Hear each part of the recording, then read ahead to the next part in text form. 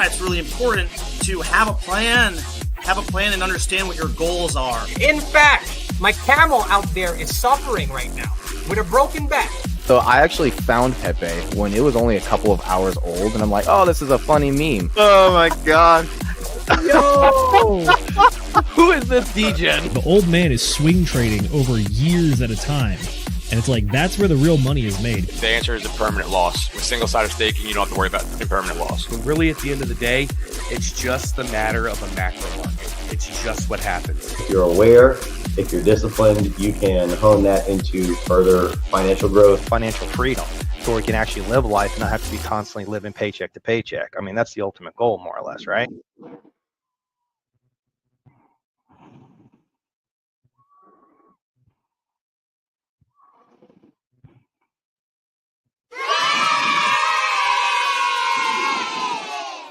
Good evening. Oh, it's fucking. I thought I was doing a good job. Go. Ladies and gentlemen, this is your pilot embarking in mission RE432 called Tinted E. It is now 1,500 hours Pacific Standard Time.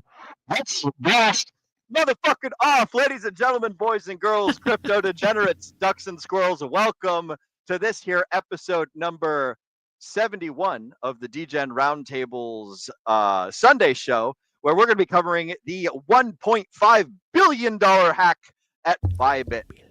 Lots of Ethereum gone. So this is going to be a fun one. For those of you guys that don't know, my name is Will Stevenson. I'm an iron worker that travels around the United States building TV towers and radio towers and stuff. In my free time, I like to talk cryptocurrency to assholes such as this gentleman and yourselves in the audience about all sorts of good things and self-improvement and reading books and all that good stuff. For those of you guys that don't know, Zenith is the Degen Roundtable's budding legal and government analyst. And in his free time, he likes to go on long walks on the beach and perhaps hike through mountains and find fish and things. What's I up, actually broski? go on long walks through the bushes looking for all the golf balls that I just shanked. That was the story of today. It's always the story of like, oh, I accidentally sliced it over there. Let me go look. And you're like, where's my ball? And you just keep finding a bunch of other people's. And you're like, I want mine. Oh, man. There's a baseball field over by, we call it the Yard, down in Cedar Hill, Dallas, Texas area, where all the TV towers are that I hang out a lot of the time. And there's a baseball field right next to it. And sometimes when I'm like walking the perimeter, doing my like exercise or whatever, I'll just find a shit ton of baseballs like over on the TV tower side of the property. And so I'll always like throwing them back. And so I'm just picturing Zenith over there, like walking through the woods, like just like picking up all these little fucking Easter eggs all over the place. And it's like, nope, that's not mine. That's not mine. So excellent. Yeah, broski. it's I played at my local course, so I had a slightly embarrassing moment today where I was looking for a ball that I missed a green to the left and a little too far. And I was going in to look for my ball.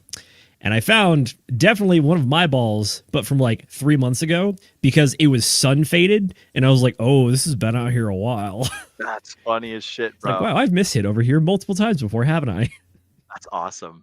So you're practicing for the Vegas 369 golf tournament that we're doing, yeah? Absolutely. Yeah, folks, if you have not signed up yet, there are still a few slots left for the Pulse Masters tournament Sunday, March 9th in Vegas. It's going to be a blast. I think they actually have $30,000 in crypto prizes available. So, like, if you want to play for some money, like, go see if you can hit up a local pro on Instagram or something and be like, hey, let's go play. Our team.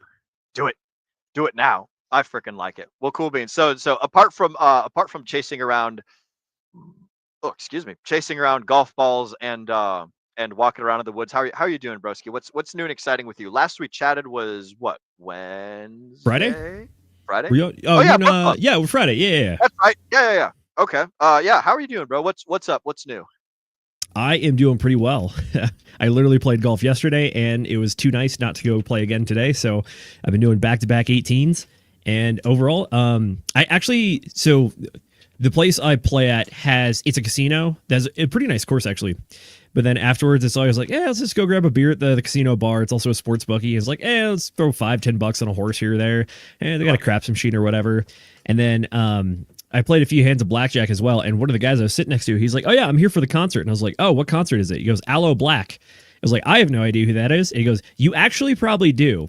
And turns out Aloe Black is the guy that has done a bunch of collabs with other huge artists, like When I'm Older by Avicii. That's him as well. The song I Need a Dollar. That's him as well. He's like a soul kind of funk pop like musician, and the concert was fantastic. It was really, really good. And then the best part of the concert though was the guy on the keyboard who was just going absolutely ham, just jamming. And then he even had a piano solo in like the third song or whatever, and he had a tear off top. It looked like a suit vest with tie, and he just ripped that thing off and just started jamming. I was like, this is amazing. I like it. I love it when people get into the music that they're playing or into the work that they're doing. Like, when people can make art out of something that most others wouldn't, that's fucking great. So that's super cool, bro. Going to the casino, doing great stuff, awesome things. I love to hear it. Absolutely. What about you? What have you been up to, big guy? I went out today with my father and my best friend from high school, Tony. So shout out to you, Tony, if you're listening or watching right now. But we went out for like a little hike around in the woods, and thank you, Love it. everyone in the community wishing me happy birthday. You guys are all the fucking best. I am 32 years old today, so it's a great, fantastic, awesome time. I've had just nothing but like calls flowing in and texts and Twitter and not Twitter, Telegram just. I'm trying to keep up with every one of them and everything. So thank you all to all of you guys out there doing the cool wishes and things. But it's been a nice, excellent day. Went out, got some breakfast at a local diner that we love here in town, and then just went on a hike in the woods. That Pacific Northwest, it just started fucking raining. And when we were all the way like at the farthest point of our hike, and it was like, oh, this is interesting. Let's head back now. And we were just fucking drenched by the end of it. It was great. Oh gosh. Yeah, that's Washington for you though. Yeah, it was awesome though. I fucking loved it. So yeah, that's killer. Glad to hear it. Yeah, and then later on tonight I'll be playing Minecraft with the fellas on our server. So if you guys want to play some Minecraft and hop on in the it's not the Degen Roundtable official server.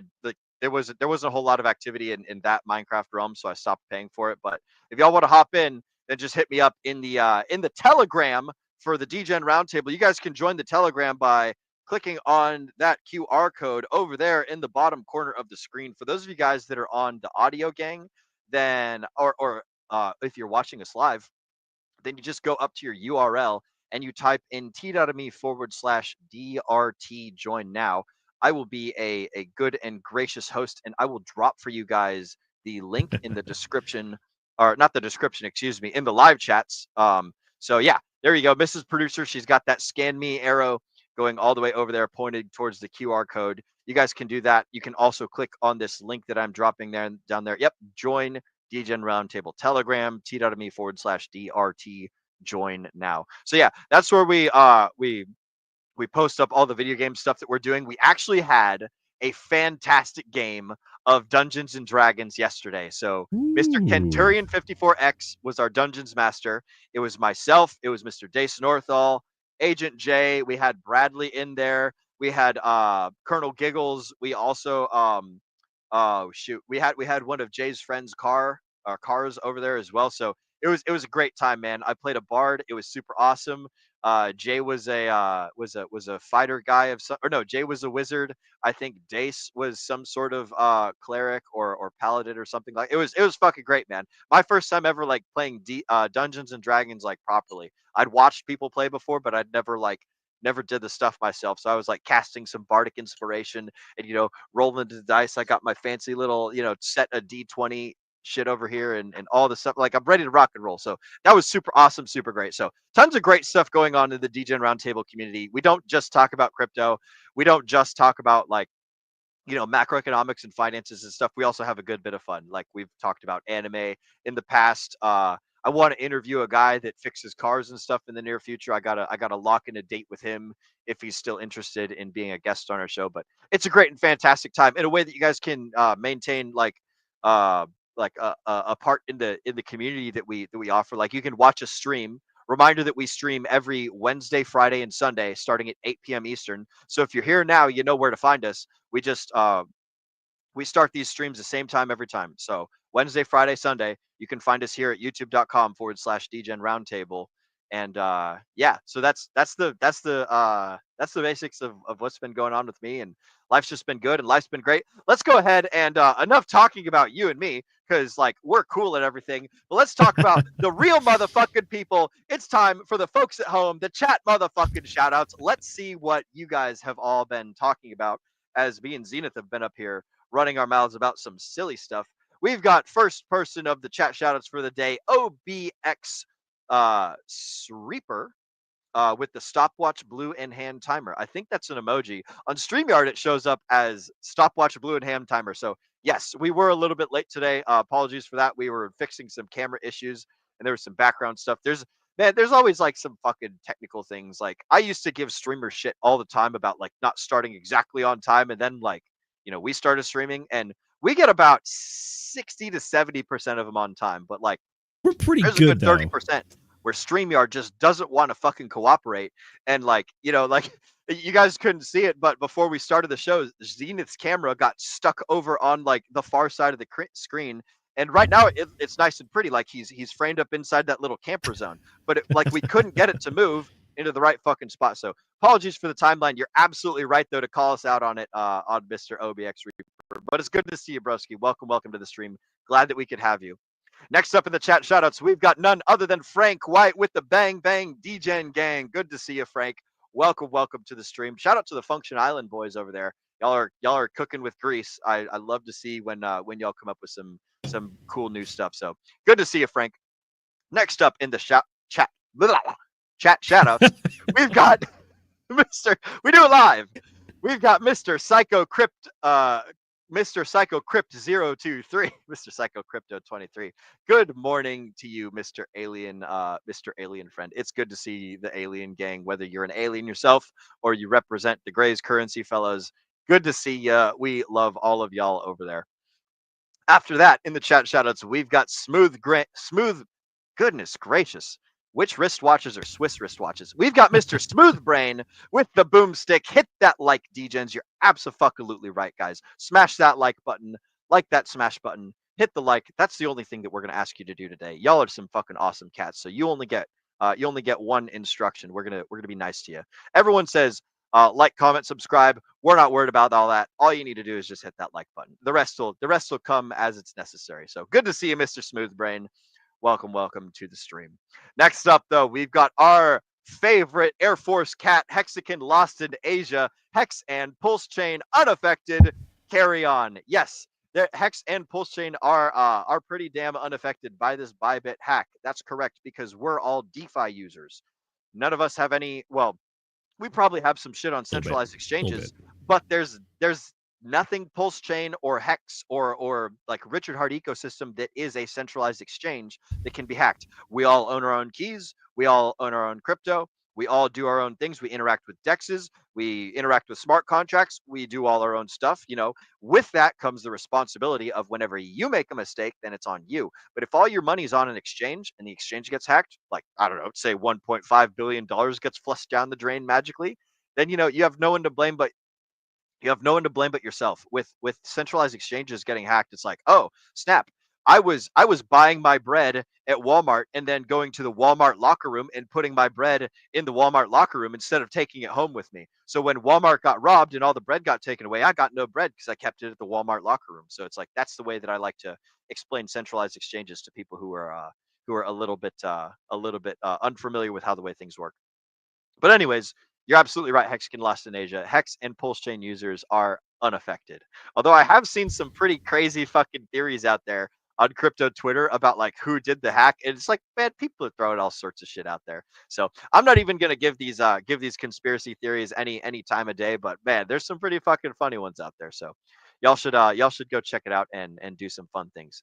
Next up in the chat shoutouts, we've got Hex Glenn. Good to see you, Hex Glenn, an OG member of the Degen Roundtable community. We love to see you here, Hex Glenn. Welcome to the stream, broski. I love your hat, by the way. That black and white Pulse Chain hat, fucking beautiful. Next up in the chat shoutouts, looks like we got Pulse Jitsu with Fast Abdul. What were your character classes?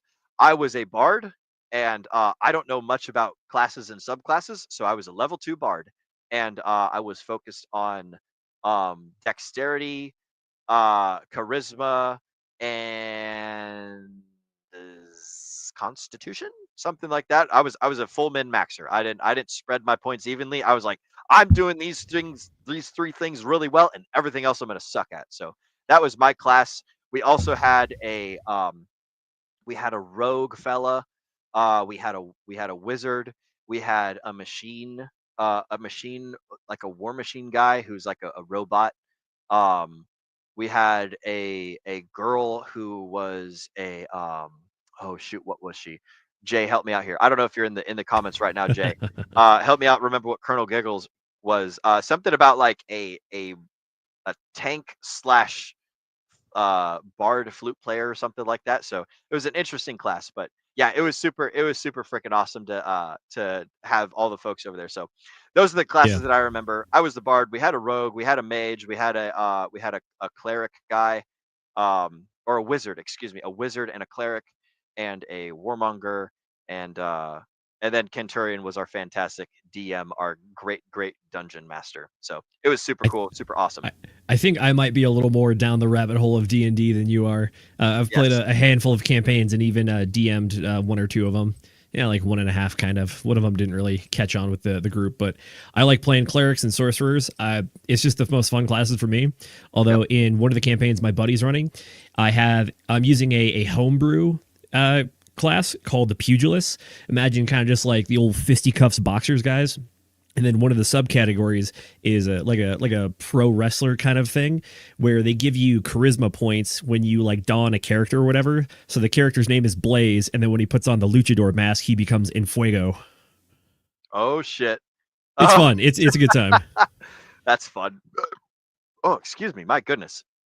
That's crazy cool. It looks like Pulse Jitsu or Fast Abdul is got a message for you about min maxing that stuff. But before, yes, I'm not entirely sure what that means. I know that Bradley was saying like good job min maxing on your first playthrough to me and with my character sheet, and I sort of kind of understood what he said, but I was just like, I'm just going to focus on particular things and not worry about spread loading. But there you go. we've got some more chat shoutouts we're going to get back to. After that, we've got Just Live with what's up to you, bro? Good to see you, Mr. Just Live. Welcome to the stream. Then after that, we've got my father who made dinner for us today. Beef heart is tasty. Yes, we did have cow heart for dinner. So myself, my father, and my friend Tony, we all ate some delicious crock pot prepared beef heart that my dad started making this morning. It's fucking delicious, dude. Like the heart of a cow, if you fucking cook it 8 hours in a crock pot with like some onions, some powders, some salts, all that good stuff, man, that shit was like, it was one of the, it's not got a lot of fat in it, but it's really like it was really tender. It was, I think it's better than brisket, honestly. Like I think it's pretty damn good. So you might well, you live in Texas, so I guess you probably got a good grasp on that. I was gonna say there's some barbecue people out there that might fight you about that one, but Sure. And like you can make brisket taste really good. It is possible. But if I had to choose between beef heart and brisket, both prepared the same way, I would take the beef heart. So there's definitely a lot less heart in a cow than there is brisket. You get a lot larger cut of meat for that. But you also got to pull out the valves, the heart valves, and the things. There was like some rubbery stuff that I was not able to eat because like you'd bite down it, and I was telling my dad it was like biting into a bike tire. Because like your teeth just rebound right off it. I don't know what it is inside of the cow that makes that happen, but it was crazy, dude. So shout out to my father and making beef heart and stuff. Next up in the chat shout outs, we've got my boy Slide 180. Shout out to you, my good friend Josh from the Marine Corps. Happy birthday to my boy Will. Cheers to you, Josh. It's good to see you, broski. Welcome to the stream, my friend. Josh, you fucking this dude. I don't know if you guys saw his profile picture, but it's one of his old. I want to say it's a Japanese shitbox, and he's super duper into all of the what's it called when you drive a car and you slide it sideways? Drifting. He's super into drifting and everything. So every time I see your profile picture, Slide 180, Josh, I get to thinking about Initial D, and like Running in the 90s and all those like anime drifting theme songs and stuff. So good to see you, broski. Thank you for the birthday wishes. It's funny that you kind of just like glossed over that, because based on the name and the picture, I'm pretty sure it's a Nissan 180 SX, which is the precursor to the 240 SX, or AKA the Silvias. Those are like massive, like legendary cars. Pretty much back in the 90s, Japan built a lot of just like lightweight kind of sports car things, and that became the Silvia line. So if you talk to any real owner of a Silvia, they'll be like, yep, these things are shitboxes through and through, but we love them because they're shitboxes and we'll beat the crap out of them. But like, if you ask like the consensus on like TikTok or Instagram about cars, they're like, oh yeah, Silvias, they're the best. They're like the greatest thing ever. And people are like, dude, this is from the early 90s. Just imagine what that technology is like in 2025. Yeah. But either way though, that looks super clean. I like the white. It looks hot. Love the shout out there. So good on you. He's a real one. It is the 180 SX. He is clarified in the chats over here. Yes, the 180 SX. So good good keen eye there, Mr. Zenith. Are you a cars guy? I am a little bit. I actually have a 1992 Mazda Miata that I beat the piss out of, and I've taken to the drift track a handful of times. So that's what I do. Excellent. Although right now I'm chasing some electrical gremlins on it. Like, I've done a lot of work on that thing. Like, I've dropped the transmission and swapped it out in my own driveway. I would much rather do that than play around with electronics. Like, really? Dear God. Yeah. It's the thing is with like electrical stuff, I can't see it unless I can see exactly where there's some frayed wire touching the body and shorting out the entire thing. I don't know. But like, if I know the transmission's bad, like, okay, yeah, sure, just rip it out, put a new one in. Sure, it'll be like 4 hours in the driveway, but we'll get through it. You can rip out all the wires and put new wires in one at a time. That sounds terrible. I don't know how that works. I'm just kind of I'm giving uninformed solutions to problems I don't understand. That's freaking crazy. But on the subject of giving things, I'm going to give some more chat shout outs. We've got some more guys piling up in here. So next up, we've got Russ, our favorite Russ man. Where's your dog profile picture, bro? I missed that one. It's good to see you though, Russ. Welcome to the stream. He used to have a cool dog profile picture. I suppose it's his alternate channel, but it's good to see you, Russ. Next up though, we've got our favorite grandma. It's Jemmy, ladies and gentlemen. It's not my birthday, but I am here with the little happy face. Glad to hear that you're here, Jemmy. And thank you for the happy birthday wishes. You have a special place in my heart, Grandma Jemmy. This is fucking fantastic. I love it. And then I do believe multimeter pain. Yeah, I do believe that is the end of the chickadee chat shoutouts. And let's see.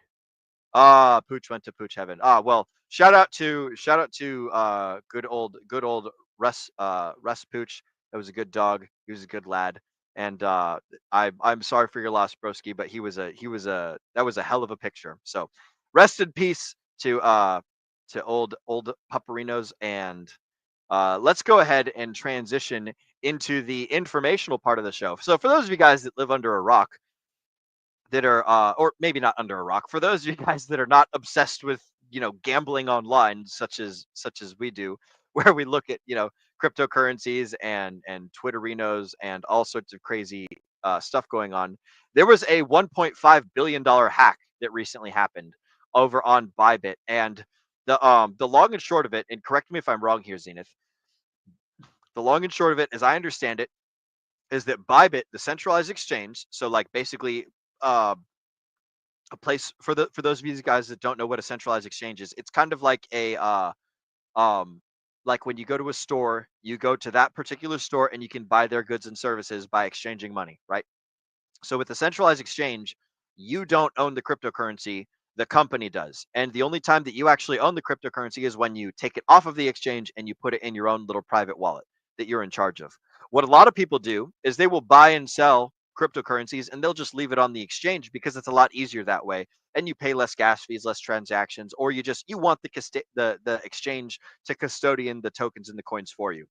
Well, what happens sometimes is sneaky people will get access to the exchange's systems, and because the exchange is moving money and assets back and forth all the time, they're making a whole bunch of transactions. And if there's a hacker that's smart enough, then sometimes they can find and exploit like little loopholes that they have in the exchange's system, and then they get access to some goodies, and then they take it. So what happened is with ByBit, somebody stole 500,000 Ethereum, which is worth about $1.5 billion. They just took it out. They drained the entire Ethereum wallet. That was the ByBit has a whole bunch of different cryptocurrencies. You know, they sell Bitcoin, they sell Ethereum, they probably sell XRP, they probably sell, you know, Binance. They sell a bunch of things, right? And their Ethereum wallet got hacked and got drained, all gone. So somebody took $1.5 billion of Ethereum, and there's some theories as to who it is. There's a whole bunch of people that are watching the wallets where like all this stuff is tracked, because one of the nice things about blockchain technology is we can all see where every single transaction comes from and where it goes. And so the $1.5 billion worth of Ethereum, we know where it's all at. Everyone can see it, but we don't know who is in charge of those wallets that moved it out of the exchange. And the exchanges they've put out some official statements. They did a very good job of responding to the attack, and they did a great job, from what I understand, of saying like, hey, this is something that happened. You know, the CEO came out and he started live streaming, and he was talking to his shareholders, and he was, you know, he was making a whole bunch of statements, and he was doing it directly himself. So like they did a decent job of owning the mistake and talking about the process and what they're doing to solve it, and passing on confidence to the people that operate on the exchange. So they weren't like, oh my God, sweep it under the rug, hide it. They were there, they were present, they owned up to it. And as far as like, I don't know if there's some sort of closure or anything going on. Like the people are going to have a very difficult time spending that money because everyone is watching it and everyone knows exactly what's happening. So like once you steal from someone and it's all public information, it's public, like nobody's going to accept those tokens. Nobody's going to be like, oh yeah, you can sell those over here on my other exchange for dollars, and you can, you know, exit out of the position or something. So there's a whole bunch of people, or there's one person, who knows, whoever the bad guys are, right? They have a whole bunch of this asset that they're stuck with, that they can't really do anything with because it's dirty money and everyone can see it. So that's the general gist of what happened with the ByBit. Is there anything that I'm missing, Zenith, as far as like broad spectrum description? You're muted, by the way, in case you're we can't hear you, Zenith. Yeah, you're muted. Sorry, I was coughing and muted myself. We have a few more receipts, but for the most part, you are most of the way there. We actually have a little more insight on the exact kind of attack. So shout out to everybody that saw our old book club episode talking about securing wallets. This hack is actually one of the things that book talks about, and we'll get into it. I got a Twitter thread from a guy that did a good breakdown here, and we can talk about that. So I will go ahead and start doing my screen share, and we will get into it. Excellent. Alrighty. So from F. Gautham, don't know who it is, but this is what his profile looks like. He's definitely an Ethereum guy, but he had this thread about the hack itself. So to start off, this is officially the largest crypto hack in history. $1.46 billion stolen and counting. That's 16% of all crypto previous hacks combined. Here's everything we know and why it could change. So we saw suspicious outflows totaling that total. It was the METH. I don't know what that is, but I'm pretty sure this is staked ETH being swapped on ETH for DEXs. And then they got sophisticated, started splitting it up into different wallets. But here's the kind of the meat and potatoes of what's going on. Is the hacker didn't break the code, they broke the people. So it was based on multi-sig wallets actually signing off on the original transactions, but it's kind of a Trojan horse because the person identified all the different multi-sig wallets and then fed them a transaction request that was spoofed to look like something it was not. So the people in charge of the multi-signature wallets, they actually thought that they were just doing like a pretty standard update. But in reality, they didn't realize what the actual thing happening was, which was that they were signing off on giving control of the wallet to a new user effectively.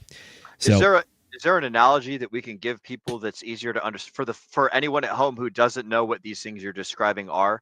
The thing that pops to mind is like if I go to your house and I say, "Hey, we're doing like a check on the water valves outside. Can you sign these documents right here?" And the person's like, "Oh, okay," and they don't read them, or they do read them and it looks legit, but it's actually not. it's like an invisible ink or something, right? Then they take the real document over to the place it's legit. And then they come and they kick you out of your house or something. That's right? exactly what it is. It's really just a bait and switch, a quick kind of gotcha thing, which is like, it looks like something you recognize and you want to do, but then it's actually either hidden to appear as something else, or there's more code that you just don't have access to, or it's hard to see, or it's just like that 1,000-page contract that no one ever reads, the terms and conditions to Apple that you sign off every time your iPhone updates, but you never actually read it, that kind of a thing. So yeah, here we go. According to ByBit's founders, quote, all signers saw the masked UI user interface, which showed the contract address and URL from safe. However, the signing message was to change the smart contract logic of our Ethereum cold wallet. So this is next level social engineering. That's really the key word here about what this is. This is a social engineering attack. It's not actually breaking the code. It's just tricking people. That's what it is.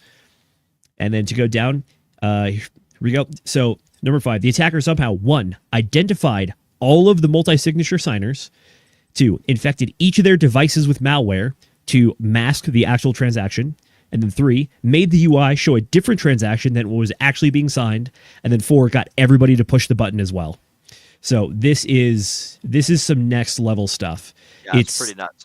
It's kind of the same stuff as in the past, but it's really going to a sophisticated degree and a degree of complexity that we just haven't seen before. Because each of these steps, to get all of them together, that is a big ask. And then especially when you start off with trying to identify who are all the multi-sig people out there, you don't know how many they are, you don't know who they are, but this person found a way to do that. So they did that, and then... Or persons. Persons, whatever. Exactly. The attacker, we'll just say that like that. Yeah. But it's... The only real like technical part of this was the next 2 parts pretty much, which is that you somehow upload the malware or get the person to open malware of some kind and then use the malware to actually obfuscate whatever you're looking at. So change it so it's not actually, so you're seeing something on your screen, but what you're seeing on the screen is not actually what you're about to sign off onto. So that's where this gets really, really complicated. So here we go. The good news, ByBit is solvent. Even if this is a hack, loss is not recovered. All client assets are one-to-one backed. We can cover the loss.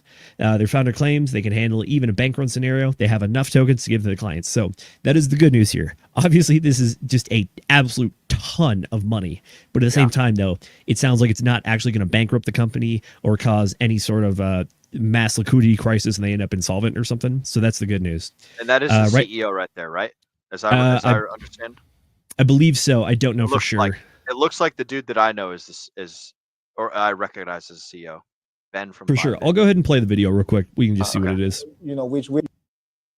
So even if we are experiencing a bank run, which we already witnessed in the previous 2 hours, it's not an issue. We have enough tokens to give to the clients for withdrawals. Okay, so Ben of ByBit, don't know his last name, apologies. Number 7, Safe is now investigating. The security team is working close with ByBit. We have not found evidence that the official Safe front end was compromised. And then here we go, down to the wildest part. Withdrawals are still processing normally. ByBit claims only their Ethereum cold wallet was compromised, while their hot wallet, warm wallet, and other wallets remain secure. So it is interesting to note that they are still operating, even though after large hacks like this, a lot of other exchanges usually shut down for some temporary amount of time to figure out what's going on and make sure there's no like mass casualty event kind of thing. Yeah, I will say that they handled this very fucking well. All things considered, you lose $1.5 billion of assets. And it's like, yeah, we can cover it. It's like, damn, dog, good for you. For sure. Alrighty, a little bit further down. So what does this mean for crypto security? Multi-signature wallets are not foolproof if human signers can be compromised. Cold wallets aren't automatically safe. Even if a cold is secure, humans remain the weakest link. And supply chain attacks are becoming more sophisticated. Oh, yeah. So up next, we got in the next 48 hours are crucial. Will ByBit recover any funds? Will they maintain customer trust? Will they reveal how the signers were compromised and give access to law enforcement? So security takeaways. Here we go. This is a good one too. Use hardware wallets with screen verification. So if you have a hardware wallet, like for example, a Trezor, which is the one that I personally have, there's a screen on here and there's 2 buttons even. whatever I see on my computer screen, I see that. And then this device also actually asks me pretty much a redundant question of the same thing.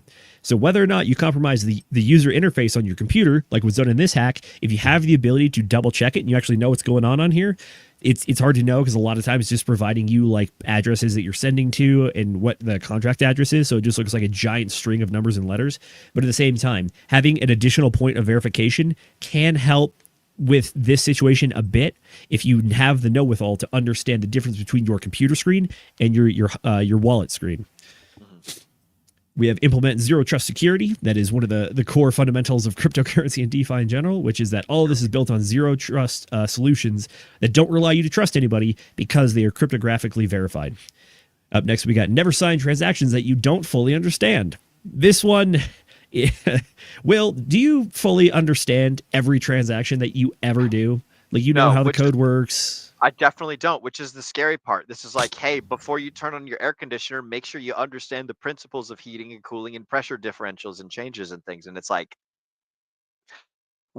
this is the thing to say, but is it practical advice? Not at all. It's like people are going to get hacked this way, you know. And the problem is like, with an exchange, these guys, if like, and this isn't my analysis or anything, but the things that I heard from other people is like, people probably practiced and coded and prepared for this hack for about 5 years. You know, 2 to 5 years is how long it took them to figure out how they're going to do this hack. Now, realistically, is somebody going to spend 2 to 5 years to steal your crypto, like as an individual user? Probably not, unless you're a billionaire, in which case, you know, be very, very careful. And it's like, the never sign transactions you don't fully understand. Yes, that's absolutely fantastic advice. Is it practical advice? You're probably going to sign transactions you don't understand. Every day when you drive your car, you don't know how your car works, but you know that you know how to turn the steering wheel, you know how to step on the gas, right? You don't necessarily know the firing sequence of your cylinders inside your car. Odds are you don't know how your transmission works, right? For most people anyways. So like the same sort of, oh, thank you, Kat. The same sort of the same sort of like thing applies to crypto. It's just like, understand that there is risk involved in this whole process, which is why it's on the user to be extremely, extremely careful. And like, this hack was just such an incredibly like well targeted thing that they bypassed so many like good practices. It was just like, I don't know how you protect against this sort of thing, other than not doing anything ever, right? So, well, like, we can talk about the answer to that here in a sec. Yeah. But as far as the never sign transactions you don't fully understand, I totally understand how there are some very complex things you can do with crypto, especially when you start getting into like staking pools and accessing different protocols that have a lot of different functions inside of them. But at a base level, I think that most people should be able to know when they're actually signing off like a send or a receive transaction, which is that if you're just doing a simple send from one address to another, that is simple enough that I think the average person can actually like be able to look at that and be like, okay, this is what it says it is. I see my address, I see their address, I see the amount, I see the gas fee, and all that stuff. But once you start getting into like swaps, farming, liquidity, that kind of stuff, that's where you really get to the point where it gets hard. Up next, we have another one that says, consider security through multiple layers and providers. Will, what's the buzzword for when we start stacking layers of security on top of each other? Ooh, it's a piece of food. It's a dairy. The Swiss cheese? Swiss cheese method, baby. There you go. Swiss cheese method, yes. This is from like OSHA 10 and ground safety course. Like, the more pieces of Swiss cheese you have, the more layers of Swiss cheese, the harder it is to find one particular hole that goes through every single one of them in a straight line. As soon as one of those pieces of because every single procedure has flaws, has problems, but the more procedures you stack, right? Imagine trying to slide a hot dog through a whole bunch of pieces of Swiss cheese. If you've only got one piece of Swiss cheese, probably can do it. If you got 3 pieces of Swiss cheese, you know, the odds that 3 of the holes are going to line up perfectly, pretty slim, you know. And the more pieces of Swiss cheese you put on there, the better and better, and the more likely you are to have safety and security and things. Correct. The trade-off that you get with this kind of method as well is that you're making it you're making more layers, which means you have to go through more different steps and interfaces to get through your entire process. So if you are the owner of said process, it means it's going to be a little more arduous. It's going to take some more time. It might require multiple transactions at the same time. So it's less accessible or less easy to use for you. But at the same time, because it's harder to get through by an individual, it's harder for an adversary to crack in itself. And then last, we got recognize that malware can make legitimate UIs look different. This is the classic of what is it? I go in to type in Facebook, and I actually type in Dacebook, and then someone else bought the URL for dacebook.com, and they try to make it look like the real Facebook, and they give you that nice little login box, and you're like, yeah, just log in, give me your email, your password, we're safe, right? So if you don't recognize that one thing can look legitimate, but unless you can go verify that it is, you don't really know. There are some ways that you can verify this stuff. A lot of the internet browsers, they now have the HTTPS version of websites. That is the more secure one. So you can usually go look and see, is this actually secure? Is it non-secure? What kind of data is going through here? That kind of stuff. Yep. For sure. Alrighty, well, I think I want to talk about what I think is what this hack shows is... Can you scroll down a little bit? Yeah, for sure. On your, there was oh man, there was a comment in there somewhere. Never mind, I had lost it. But somebody had said in one of the following threads something that I thought was interesting. But I want to say shout out to Cotton Trust in the comments, Mrs. Producer, if you wouldn't mind bringing up his comment at 35 after the top of the hour, Mr. Cotton Trust. It's one of the ones that you highlighted. Not that one. Yes. Hacks like this is how crypto matures. You're absolutely right. Like this is kind of like the game of thief and security provider, you know, where like a thief finds a new way to break into your house, and so you put bars on the windows, and then the next thing he digs a tunnel, and so you install, I don't know, assault moles or you know, angry gophers that tunnel after intruders or something like that. So like everything is like an attack vector, and then it's no longer a problem, and then there's a new attack vector, and then it's no longer a problem. So this is how crypto matures and gets more and like grows, and how you know these things stop happening in the future is because they happen now, and somebody else, hopefully, and then we all learn a lesson from it, and we can move forward, you know, similar to John McAfee's whole stance on what was the his McAfee's computer security, so antivirus stuff. Everything is just like antivirus. You have a problem, you have a solution, you have a new problem, you have a new solution, and this is how we get better, this is how we grow, and there will be a new problem in the future. They'll find a new way. There's always people out there that are hungry for your money and that are willing to spend time to learn how to break down your fence, learn how to get through your lock. And a lot of the stuff is really damn good. The code is really fucking good. The people are really easy to fool. You know, so there you go. That's the biggest. I think that's something for us to focus on here with this Zenith, is that like most often it's the people that are the problem. People have a real fucking hard time. You know, like it's impossible to. Not almost impossible. It is so close to impossible that it's essentially impossible to get your special magical seed phrases. But you know, it's really easy. You take someone's fingers, you start chopping them bitches off, and then all of a sudden they start wanting to tell you what their magical seed phrases are. Or like, you know, you hold up their favorite their favorite watch in front of them, and you say, I'm going to put this watch in the garbage disposal if you don't tell me your super special passphrase to give me your millions and billions of dollars. And you're like, no, not my watch, right? And for a shout out to the book that we referenced previous, this kind of thing is called a hammer attack. It's not about someone hacking your computer. It's about them finding you in a dark alley with a hammer, threatening you to give you your keys. It's that kind of thing. The wrench attack, the monkey. The wrench attack. There it is. Yeah, thank you. Yep. Shout out to Stephen Bates, by the way, guys. Go check out his book. We interviewed him and we covered his book on the Degen Roundtable podcast, Securing Wallets. For sure. Yeah. So, I mean, I think this is actually a Benjamin Franklin quote, but it's like the cost of security in a free society is eternal vigilance, which is that in DeFi and crypto, we talk about this a lot, which is that you have ultimate control over everything, which means that you are ultimately responsible. The price for you to transact this way is that you have to watch out for your own butt at all times because no one else is going to. So even though this, by all metrics, this is a very sophisticated attack for sure. At the end of the day, it was human error and the ability to trick humans into thinking something was something that it is not. That is the core of what happened with this hack. And it just so happened to be the biggest one that we've had in history. And like, this is what happens when you outsource your security to other people, right? This is an example of how it happens in cryptocurrency. There's probably, you know, grandmas and grandpas out there that don't want to learn how to custody their own crypto, right? They don't want to necessarily learn all the stuff that you and I know. They're just like, I'll have someone else take care of it for me. This is a problem that I'm not interested in solving, but you know, here's the solution, right?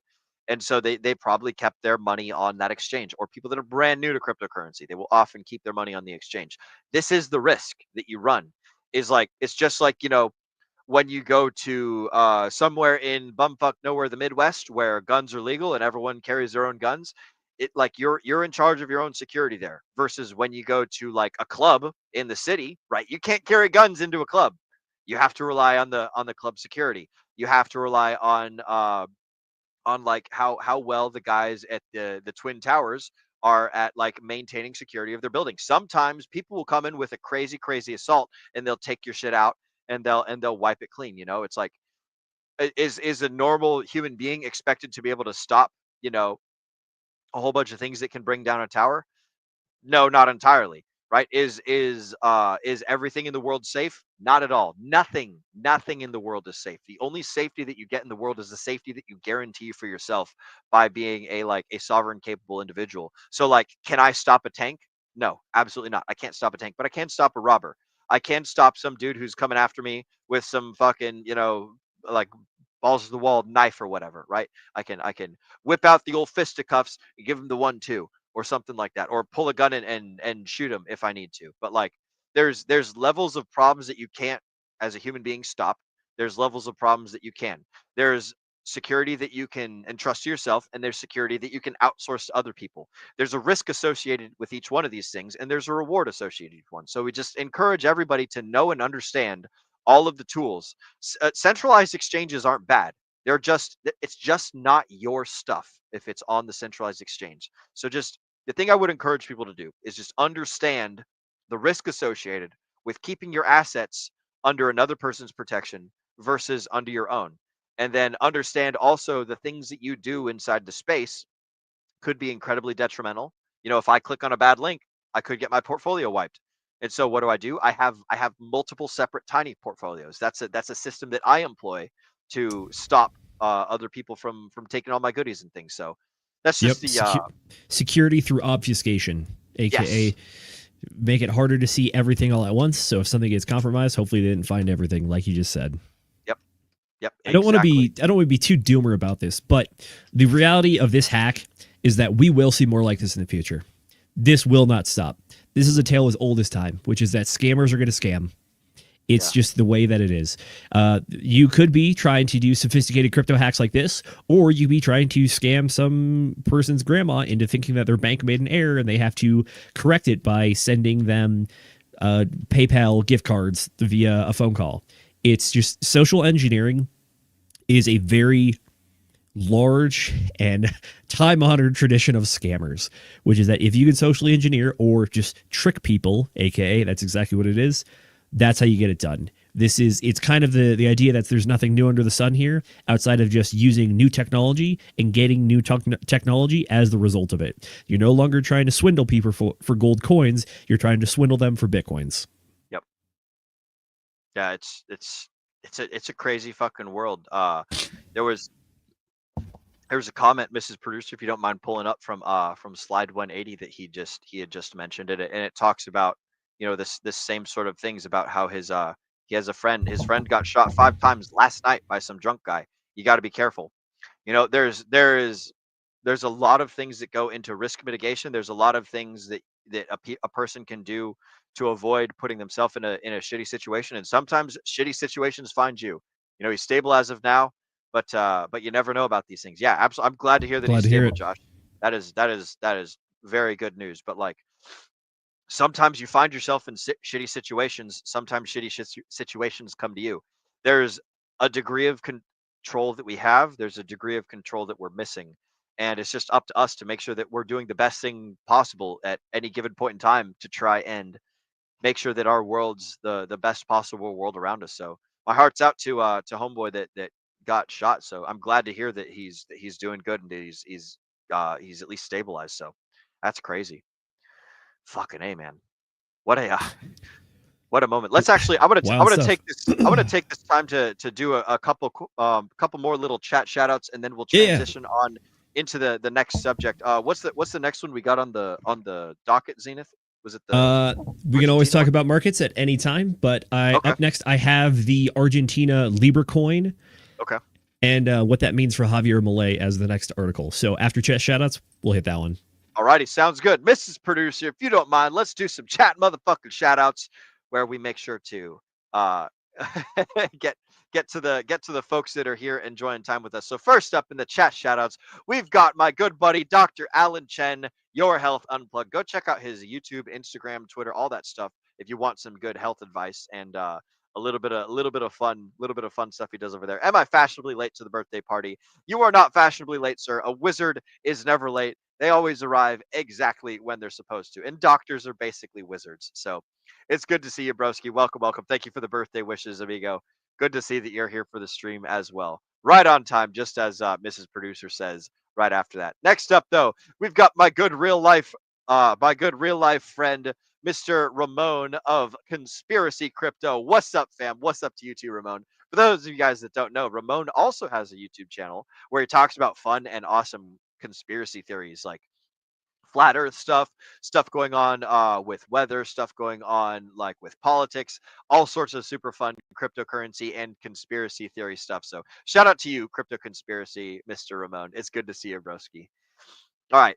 And then after that, we've got Mr. Cotton Trust with, yes, we read this off earlier, but it's good to see Cotton Trust. Hacks like this is how crypto matures. You're absolutely right, bro. That was an excellent point that you made earlier. Thank you for joining us and pointing that out. That's fucking awesome. Next up in the chat shoutouts, we've got our dungeon master himself for the D&D Dungeons and Degens. We got Kenturian54X. What's up, Degens? What's up to you too, broski? You did a fantastic job DMing last night, by the way. That was super fun for our session 0. I fucking love it. Y'all should go play Dungeons and Dragons with this gentleman at some time. He is fantastic at it. So good to see you, Kenturian. Welcome to the stream, amigo. Let's see. Next up in the chat shoutouts, it looks like we've got Miss Luna C. Point, or maybe it's Mrs. Hey, gang. What's up, Luna C. Point? Good to see you, ma'am. With the little heart emoji. That is excellent. Glad that we could have you with us here on stream. After that, we've got Mr. M. Rock Jockey, Mr. Rock Jockey himself. Good evening, gents. Good evening to you too, sir. I'm glad that we see you. It's always welcome. Ooh, did you? Has his icon always been that, the pulse with like the little confetti coming out the side? I think that's what it's been. But yeah, I like I've just now noticed your icon there, M Rock Jockey. That's fucking great. Freaking crazy. Next up though, for the chat shoutouts, I do believe it is Swing Trade Pros. Ooh, that is Professor Know-It-All. It is Professor Know-It-All. Yep, one of our good friends yeah. and also friends of Degen Protocol as well. Yes. I'm pretty sure he was actually running a show just before this. By the way, if you want to give the folks over here a teaser for maybe a token or two that you covered that people might not be onto, put it in the chat and we'll give you we'll drive people over there as well. Excellent. I know yes. He does fantastic technical analysis work. He goes a little bit more in depth in different directions than Jay and myself, but overall, totally fantastic. Yes. Shout out to Know-It-All. Shout out to the Degen Protocol. He's actually got NFTs for his swing trading. So very nice. Yeah, if you guys go over to the degenprotocol.io webpage, there's a section there for Node NFTs. So I don't know if they're still selling them. You guys, Node, you'll have to correct me in the comments if those things are closed off. But I remember that whatever money the NFTs raised is the money that he uses any swing trades and stuff based on his calls. So like if you trust his TA or something like that. Obviously no expectations. I'm not entirely sure how it works. I'm just operating off of memory here. None of this is financial advice. I don't know if this is how it actually works. I don't want to be describing a security on accident because I don't fucking know again how any of this stuff works. But from what I understand, You can buy an NFT, and that represents like a chunk of money that gets traded around and does cool things. So shout out to you, Mr. Swing Trade Pros, Mr. Professor Note It All. That's fucking crazy awesome. Next up, though, in the chat shoutouts, we've got Mr. Beyond All. Good Sunday night, Degens. Own your own crypto, Degens. He's absolutely right. This is the like the lesson to be learned from this ByBit thing is people go after big targets. You know, when you're a big juicy whale swimming out in the sea, like there's going to be a lot of fishing boats coming after you. So, just understand the risk that you're taking when you're allowing someone else to custody your coins. So I always recommend own your own coins, own your own crypto. You know, learn how to become a sovereign individual and control and be your own bank. It's part of the reason that cryptocurrency exists, is to allow us to depart from the olden times, the olden ways that don't work so great anymore. So that's what I've got. And then Mr. Your Health Unplugged, like and subscribe. He thinks he's coming back on the show soon. Yes, we have an announcement for that. We have a special announcement for that. We will get to that at the end of the show. So good to see you, Dr. Chen. And that does it for a chat shout out. Sorry about that last one there, Mrs. Producer. By the way, shout out to Mrs. Producer. I don't think we mentioned in the beginning of the show. You guys can't see, but Mrs. Producer behind the screens, Mrs. McGettit, is the one bringing up all these chats, doing the fantastic camera transitions, and making sure that we run a good show over here. So shout out to you, Mrs. McGettit, behind the scenes, running the camera, doing all the great things. We greatly appreciate all of your work, and you are fantastic on the fly. We love to see it. Ooh, we've also got a have we shouted out Moon-Pilled Rational Optics yet? I don't think so. I don't know if we've got him yet. Shout out to Moon-Pilled Rational Optics. I see he's popped in the chats here. One of his older ones at 46 after the That's a good one. Illusion. Competency is what counts. Yep, absolutely. Good to see you, Moon-Pilled. Welcome, welcome. Another real life friend of mine. I am so happy to see you, Moon-Pilled. But yes, thanks, broski. I appreciate that. I appreciate all the birthday wishes. Oh, and by the way, Zenith, my father likes your cat. What's the cat's name again? I saw that. This is Marley. This is actually the cat that I grew up with. She's 16 years old now. So I recently picked her up for my brother because he had to move around a bunch because he's got some stuff going on. But yes, she is with me now, and I am trying to give her the best little kitty retirement that she could possibly have. Excellent. That's great. A cat that you grew up with, man. That's an old cat, and she's still, rocking and rolling, putting her tail up on the screen. So that's cool. She's still pretty spry. Good for her. Excelente. Well, that concludes our chat shoutouts for the second round of the stream. Let's go ahead and hop on over into talking about good old Javier Milei and wait, that was the next article, right? Yeah, it was. Okay. Cool beans. So, can you give us the elevator pitch for this one? Because this is one that I'm not terribly familiar with.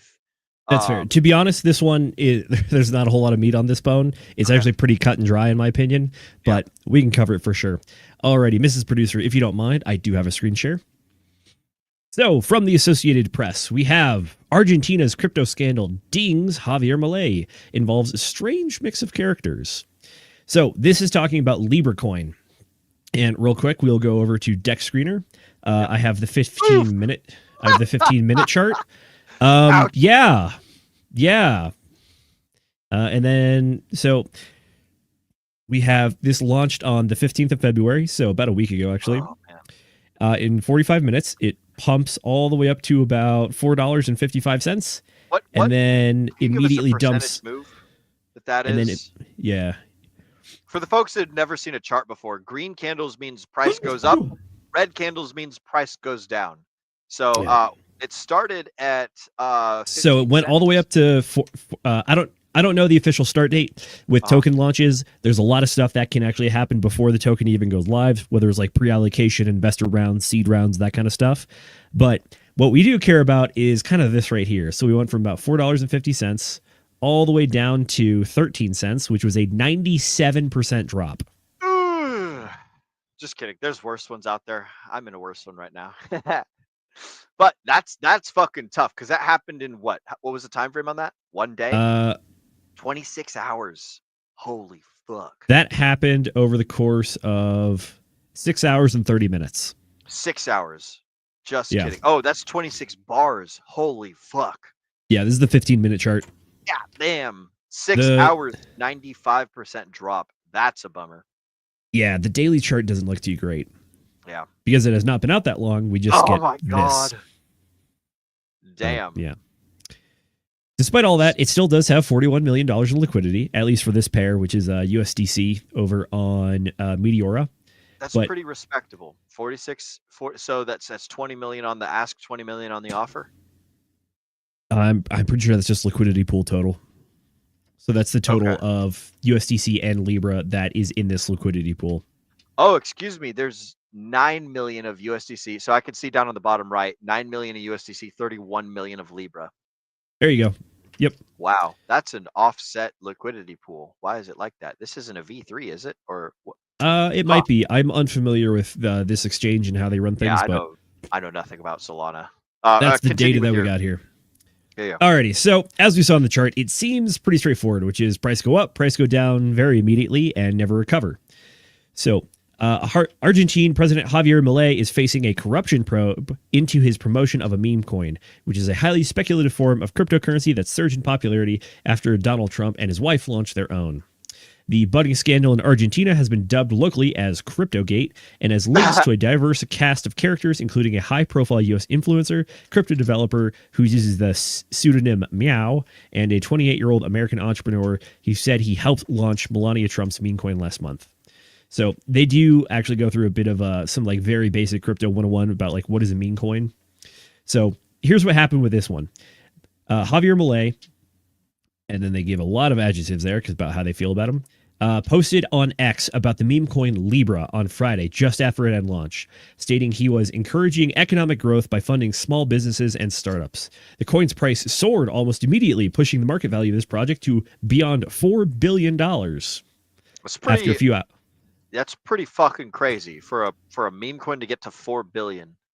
Like yeah, 4 billion hours. It's a lot of folks track meme coins based on their market cap, not exactly based on price, because sometimes the price is just like fractions and fractions of a penny, or it's just like super large and you're talking about like hundreds of thousands of dollars for like tiny fractions of a crypto.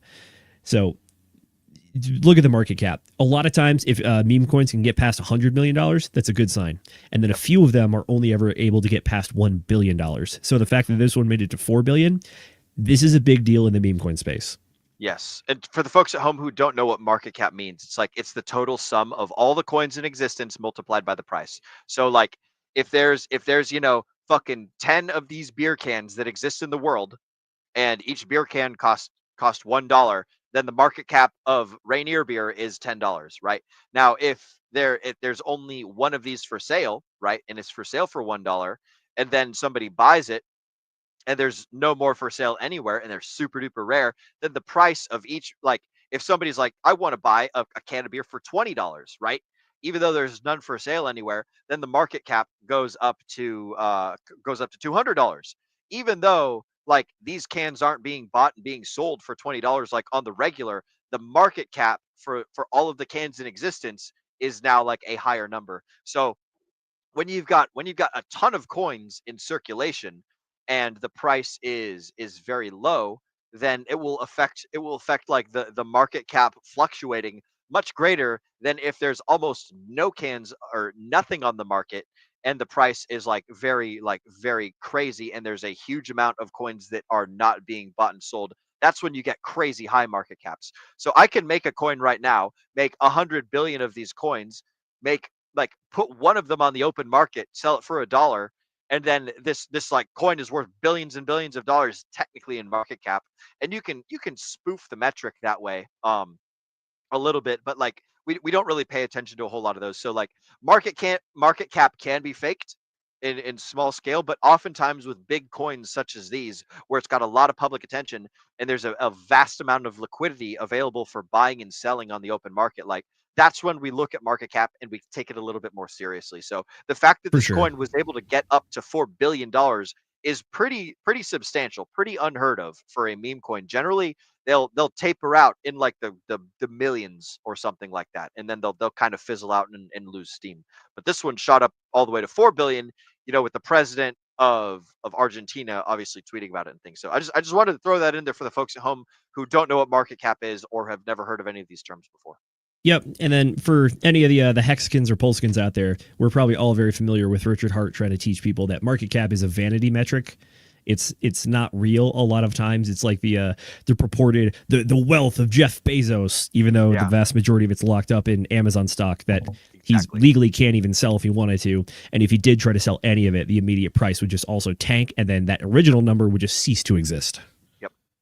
So for this one, trajectory of Libra's price has the hallmarks of a rug pull, a not uncommon phenomenon with meme coins. Rug pulls occur when the insiders dump their holdings in newly launched meme coins that are soaring in value, which tanks the price and causes losses to newer investors.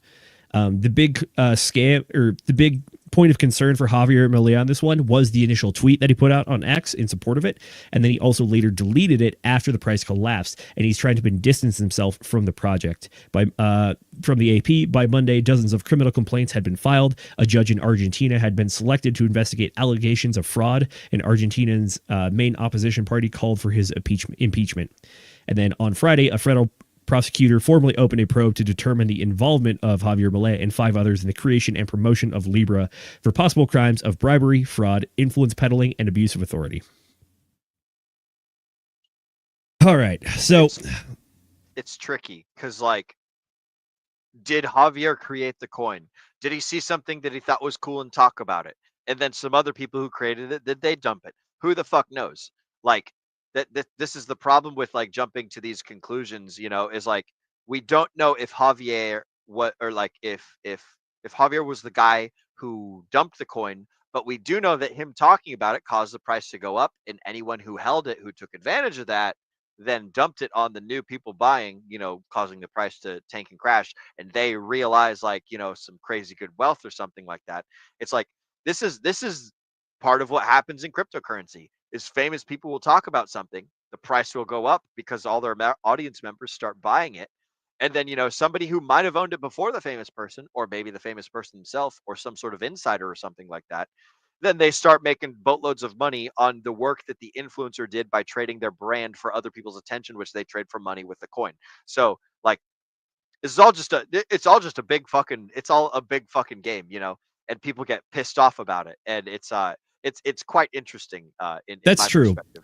But the reason that we brought this article up tonight is I think that this shows that we are at what I think is a bit of an intersectional point in history when it comes to cryptocurrency and mass adoption, which is that lately, especially if you've been following us over the last year and a half, is that we've been talking a lot about how politicians, innovators, entrepreneurs are really embracing crypto, and they're starting to do very good things with it. But there's also cases like this, which is almost the opposite effect, which is that when it goes poorly, it goes like radioactively poorly. And just being attached to something like this is a legitimate cause for the government now to investigate their leader effectively. I personally think that there's a little more politics and power gaming going on with that, as opposed to is Javier Milei a meme coiner? I have my doubts, but the point is that we're getting to the point now where we're seeing more of these things come out, and we're seeing larger, more prominent names and more legitimized names when it comes to like governmental power and power when inside companies and just size of wealth. So when these things go poorly, and they go very poorly like this, it's very possible that these things actually now have the power to absolutely just demolish people's careers and potentially even get them criminally investigated and prosecuted if it's found that they're actually doing something wrong with it. So at a glance, what we have here is that Javier Milei made one tweet about it and then deleted it later after the price tanked. Is that... I think he made 2. Two? Okay. Even if it's sure 2, the question remains, is that a case for fraud? Is that a case for corruption? There's a lot more other details that are involved in that, whether, like, did the person know? What kind of holdings did it have? Did they sell? Did they have forward knowledge about what was going to happen with this plan? Were they involved with bad actors that did this thing on kind of with the Haley Welch Haktua coin, which is like the person clearly doesn't look like they know what's going on with crypto, but they just kind of got in bed with bad people, and then the bad people used their name and ran away with millions and left them holding the bag, so to speak. Yep. We're seeing more of these things come up, and I like that hack that we talked about previously. I don't know if we're actually going to get past this kind of stuff, and I have a feeling that we're not. No, absolutely not. Attention commands value. And when people can tie someone else's attention that they're able to command with value that they've created, that they own, right? So, like, we can presume that Javier Milei is guilty. We can presume that he's innocent. There's a lot of things that we can presume, but we know something for a fact, and that's that Somebody owned these tokens before Javier Milei spoke about them. Then Javier Milei spoke about them positively, and he commands a whole bunch of attention. And then so people hear him talking about it. They're like, "Oh, I like thing Javier Milei is talking about. I'm going to buy it." And they went and they bought it. And then whoever owned the tokens before, they're like, "Aha, my opportunity to become a millionaire, billionaire, whatever the hellionaire."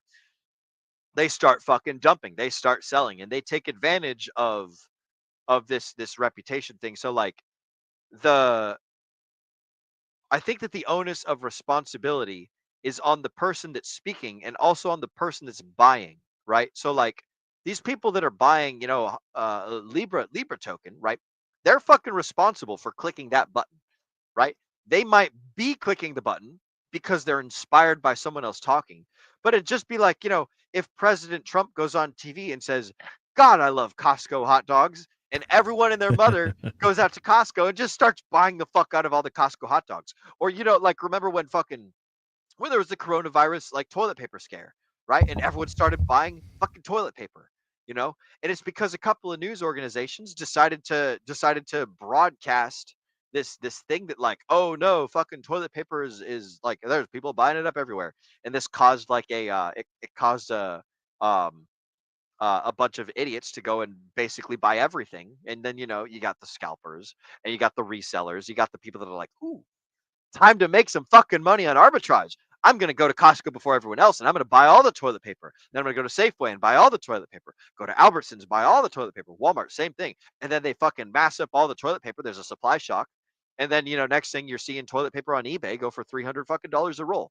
So like you're going to have this sort of thing with everyone because you're going to have people that are bad actors. You're going to have people that are fucking like idiot impulse buyers. You're going to have these things in any sort of market conditions. And so is this Javier Milei's fault? Kind of, sort of. Is it the people clicking the buy and sells button fault? Kind of, sort of. Is it the people that were like dumping on everyone's heads fault? Kind of, sort of. You can make an argument for each one of these cases, but like going after a person for talking about a thing, right? I don't think that it's necessary that like the solution to the problem. Right? I don't think that there are degrees to it. I mean, correct. That effectively It's can nuanced. be fraud. If the elements of fraud can be proven, then it is fraud. Otherwise, it could just be what you're talking about, which is it's someone talking about a thing that they like. Yeah. The overarching point, though, I think with this one for me, is that we've seen more of these news stories come out, and we're seeing the larger names getting attached to it. But at the end of the day, it's all the same, which is that it's meme tokens. It's things that don't have product market fit. It is effectively only worth the name value that it has and the ticker value next to it as well. So that's personally why, I mean, this is Uncle Z on the soapbox here talking, but it's like, this is why I personally try to stay away from meme coin plays, and I try to look for projects that have product market fit. Keep in mind, I absolutely do also still have some meme coin tokens, but I think I hold them for very specific reasons. Number one, I do have a little bit of Dogecoin, and I have it because I think it is established itself as such a player in the space. And again, this is actually a great case of like Doge is effectively Elon Musk's token, even though he probably had zero involvement with the team that launched it. But the fact of the matter is he was the one that made the meme, made the post, and pumped it all the way up to 69 cents. And odds are it still will remain the largest meme token in the space. And I do believe it's probably going to get past $1 at some point here this cycle. So for me, that seems like there's a lot of extraneous factors outside of just haha funny meme go up. I got to get in quick and get out before everyone else gets rolled on. It's that kind of stuff. So again, personal opinion here, but I think that product market fit is going to be the name of the game coming into the future. There are some very interesting projects that Boogie and Twinkie are talking about over on their stream, which is that they have like some meme coins over on Solana, but they're actually AI backed in the sense that there is an AI that is utilizing the token or some of the holdings of the token to actually trade and provide value to the people holding the token. For me, that is enough of a difference between that and product market fit that it pushes it past meme coin and into that actual useful territory. I want to push back a little bit on the product market fit, because I would say there's a difference between long-term product market fit and short-term. So and I think that the Libra token had short-term product market fit, but it's like the candle that burns bright, burns fast, and then burns out real quick. That's fair. So like it had product market fit because people were hopeful and people thought it was a cool thing, and that's the reason they were buying it. And it just turns out that someone else had more of it and they didn't believe in it. And so they dumped it, right? So like there was product market fit for the new people coming in. There was no product, and then the product market fit for the people who owned it before was getting the new people's money, which happens a lot in meme coins. It's you'll have people who buy a thing simply to sell it later on new people's head. It's a tool for speculation. That is the product market fit, right? With Bitcoin, the product market fit is you hold it for a long time and you get wealthy as of it, and you store your wealth. You know, with the product market fit for Ethereum is you now have oil on blockchain. You now have power. You have computing capability. You can launch smart contracts. You can have trustless interaction between two parties regarding some sort of thing, right? There's product market fit for everything. There's product market fit for a glass of water, right? Like, are you thirsty? Yes. Are you swimming in a swimming pool? Whatever. You know, like there's all sorts of different arguments that can be made for product market fit. But the thing to think about is like, what is the product market fit for the people that are holding the coin right now? What's the product market fit for the people that are buying? Most often the people that are holding it before like the crazy stuff happens, they're like the innovators, the gamblers, the true believers, things of that nature. And then you'll oftentimes get the speculators, which they just, all that they want to do is make money.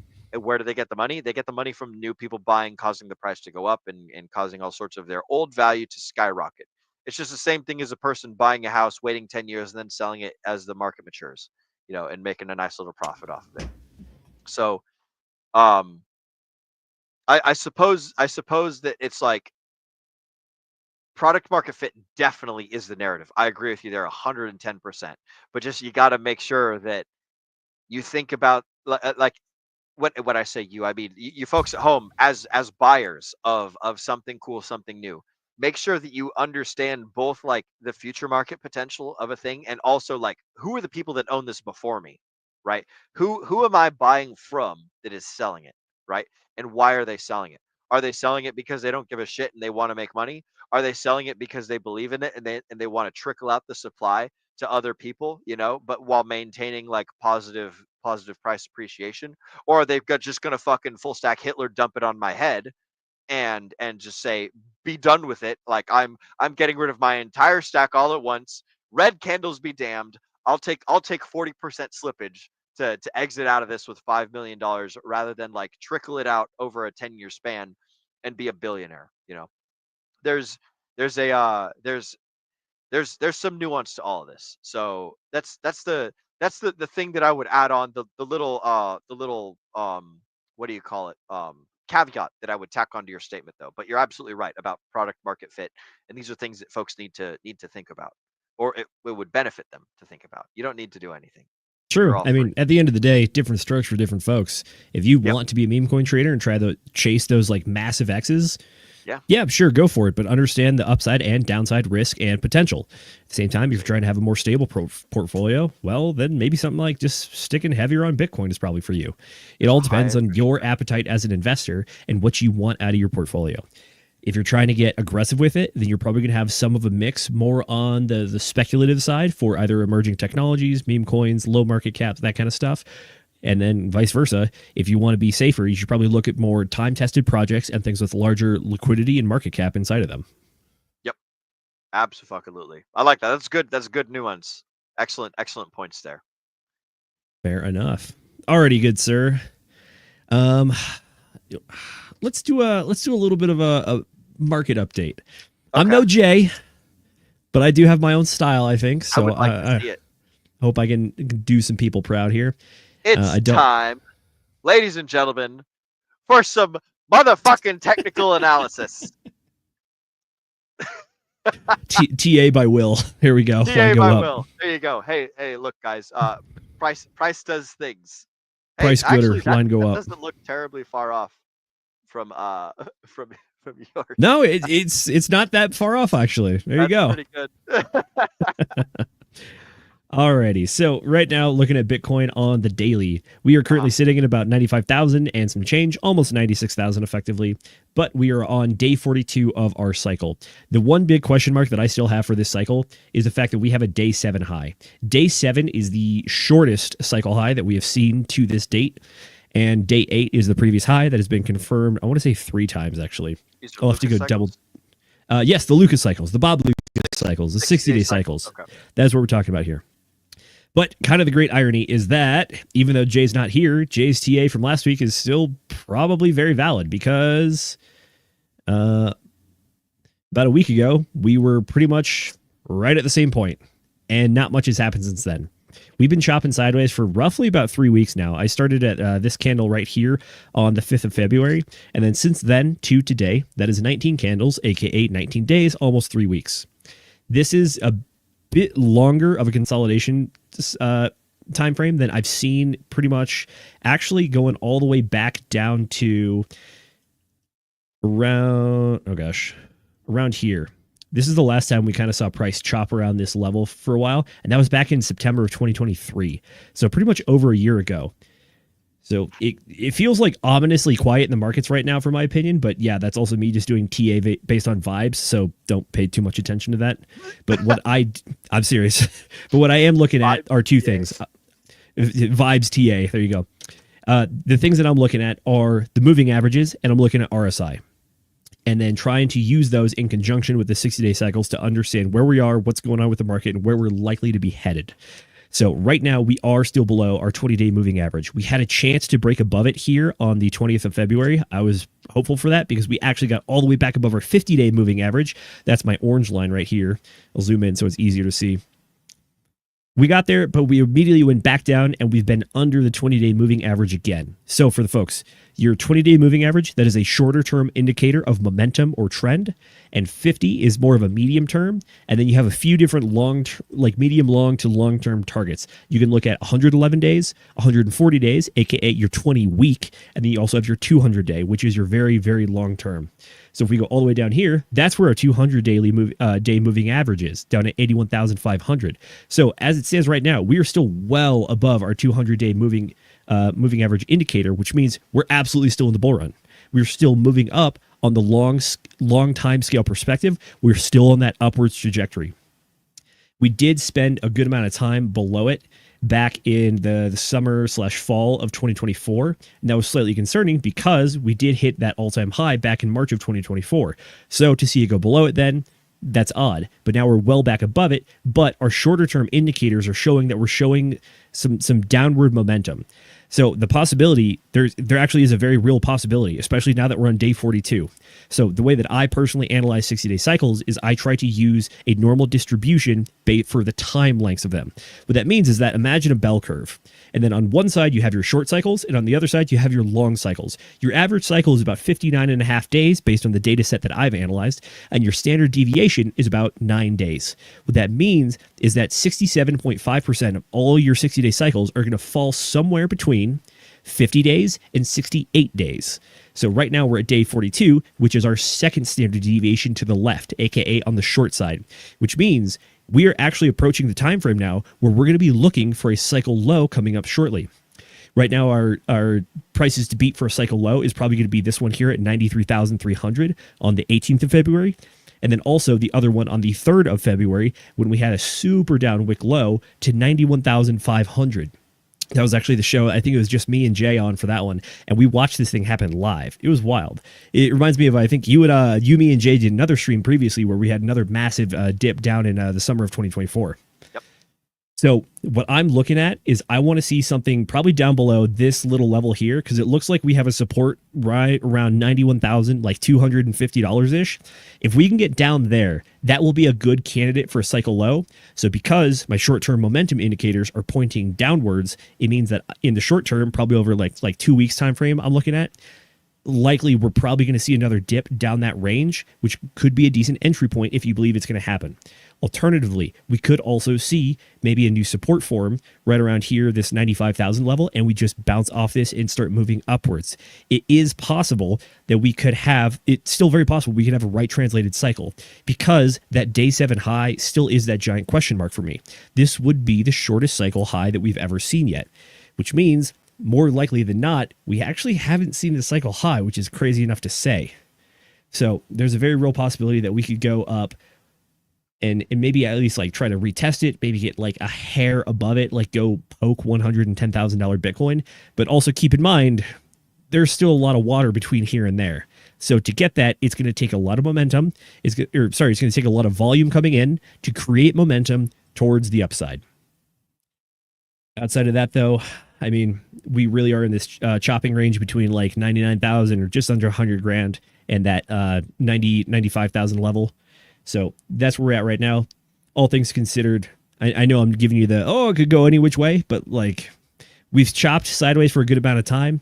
That's consolidation, aka time for people to get ready and get ready to make moves.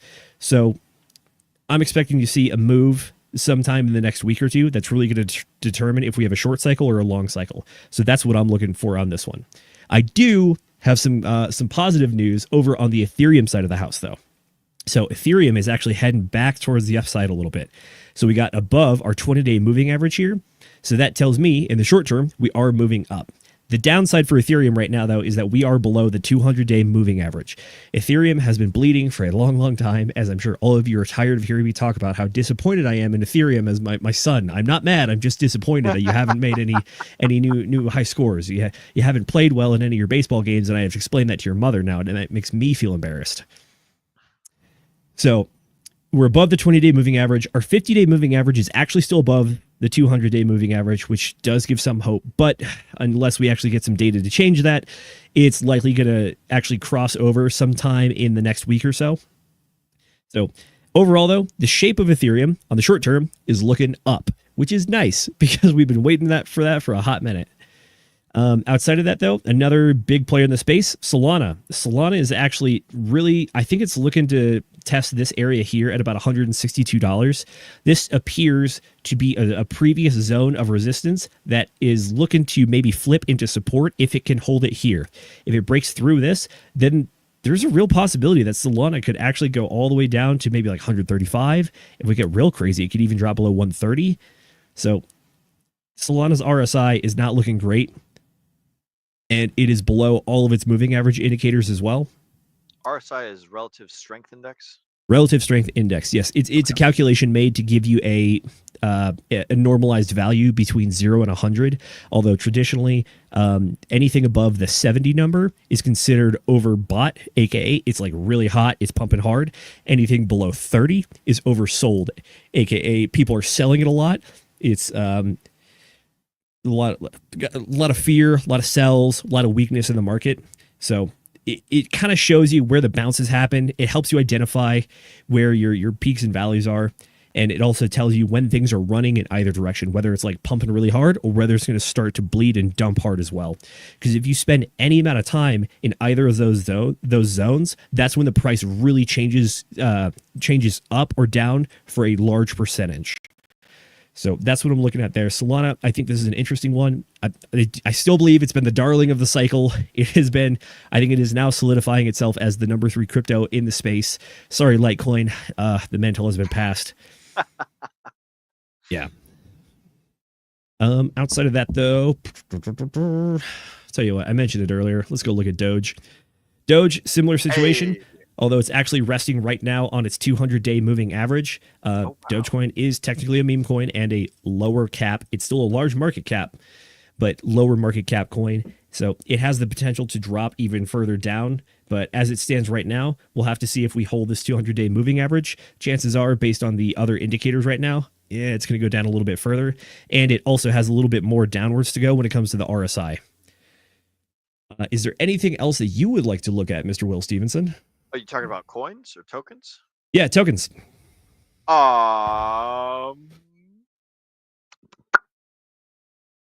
Should we do like a shit coin or something fun? You think? We can do a couple. Let's take a look at. We'll throw it to the audience. If you guys want us to look at anything, we'll pull it up. We'll do a quick TA on it, and then I will do the best that I can. I'm not as heavy into the Fibonacci levels as Jay is. Okay. So if you have fib questions, probably save that for Jay. But as far as just like time, price, trend, and momentum, that's the kind of stuff that I usually look at. Let's take a look at Binance token, BNB. We almost never look at BNB. BNB, baby. BNB is one of the more interesting cryptocurrencies. And you know, a lot of folks like to say there's some like market manipulation in it. There is about 95% of the supply or 99% of the supply is all in like about 100 or so wallets that might be working in unison together. Who really knows? But BNB is an interesting token. So let's take a look at it. I have Binance token on the weekly right now, so I wanted to go back and get a time frame for our 2021 top, which was at about $692. All things considered, I think you're right, which is that we had this one spike in June of 2024. And then since then, we actually had a new all-time high in December of 2024 as well. We also had a pretty large wick here all the way down to $500 and change. And right now we're sitting at about $650.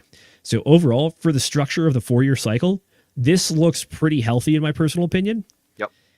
And then looking at it on the daily to zoom in a little bit, this has been in a consolidation range or a trading range for a long time now, ever since March of 2024. It really has not escaped this area between like $460 and this upward bound of like $720. Granted, that is a large swing potential, but at the same time though, like this is looking pretty healthy. Yeah. Our daily indicator or 20 daily moving average. Oh gosh, these colors are terrible. Let me fix that real quick. I've heard it described that Binance is kind of like and I'm not speaking for them, but like it looks like they're just trying to be second best to Bitcoin, right? Like they have their own exchange, they have the Binance exchange, they have their own smart contract, the Binance Smart Chain, the BSC. It operates similarly to Ethereum. I don't know a whole lot about how Binance functions or anything, but like as far as their tokenomics go, as far as their price chart goes, like it's speculated that they take a lot of the profits from the exchange and they use it to keep the Binance token price at like reasonable levels and stop it from doing 80-90% dips during bear markets and things. And so like what was the bottom of the bear for this token, Zenith? Do you know off the top of your we can go find it. Yeah. I think it's right here. It happened on the 17th of June, 2022, all the way down at $185. So it went from 600 something to 100 or 200 ish. Yeah, we can do a quick. It's not terrible. 60% down if my math is correct. It's about 70%. 70% down. Yeah. 73%. That's I pretty think that's actually just about the same as Bitcoin. Yeah. That's interesting. Okay. Yeah. That's not bad. And it didn't stay there very long. It dipped and moved, and it Correct. didn't really, it got kind of close and retested it like further over there in September, October, looks like, for that this area here where it's crabbing. But like, even still, it was not down there for long and it didn't touch that same zone, but it stayed up a little bit above the 200 zone for a little bit there. So not terrible, not bad. 70% down in a bear, like in the crypto sphere, that's pretty respectable, I would say. It's showing signs of resilience is what that is. Yeah. All right, fair enough. We do have a few requests. So from Jemmy, we have Phantom. Ooh, Phantom. There we go. So Phantom is an interesting one right now because they are also they launched the Sonic network. So I believe the two-way bridge between Phantom and Sonic. So if you want to do a 1-for-1 swap with your Phantom to Sonic, you still can, and you can still go back too. It is going to change soon though. Soon you will no longer be able to swap Sonic for Phantom at that 1-to-1 bridge ratio. So please keep that in mind for all this stuff. I'm going to have to pull up CoinGecko because my TradingView data actually got corrupted when we had a lot of this stuff going on.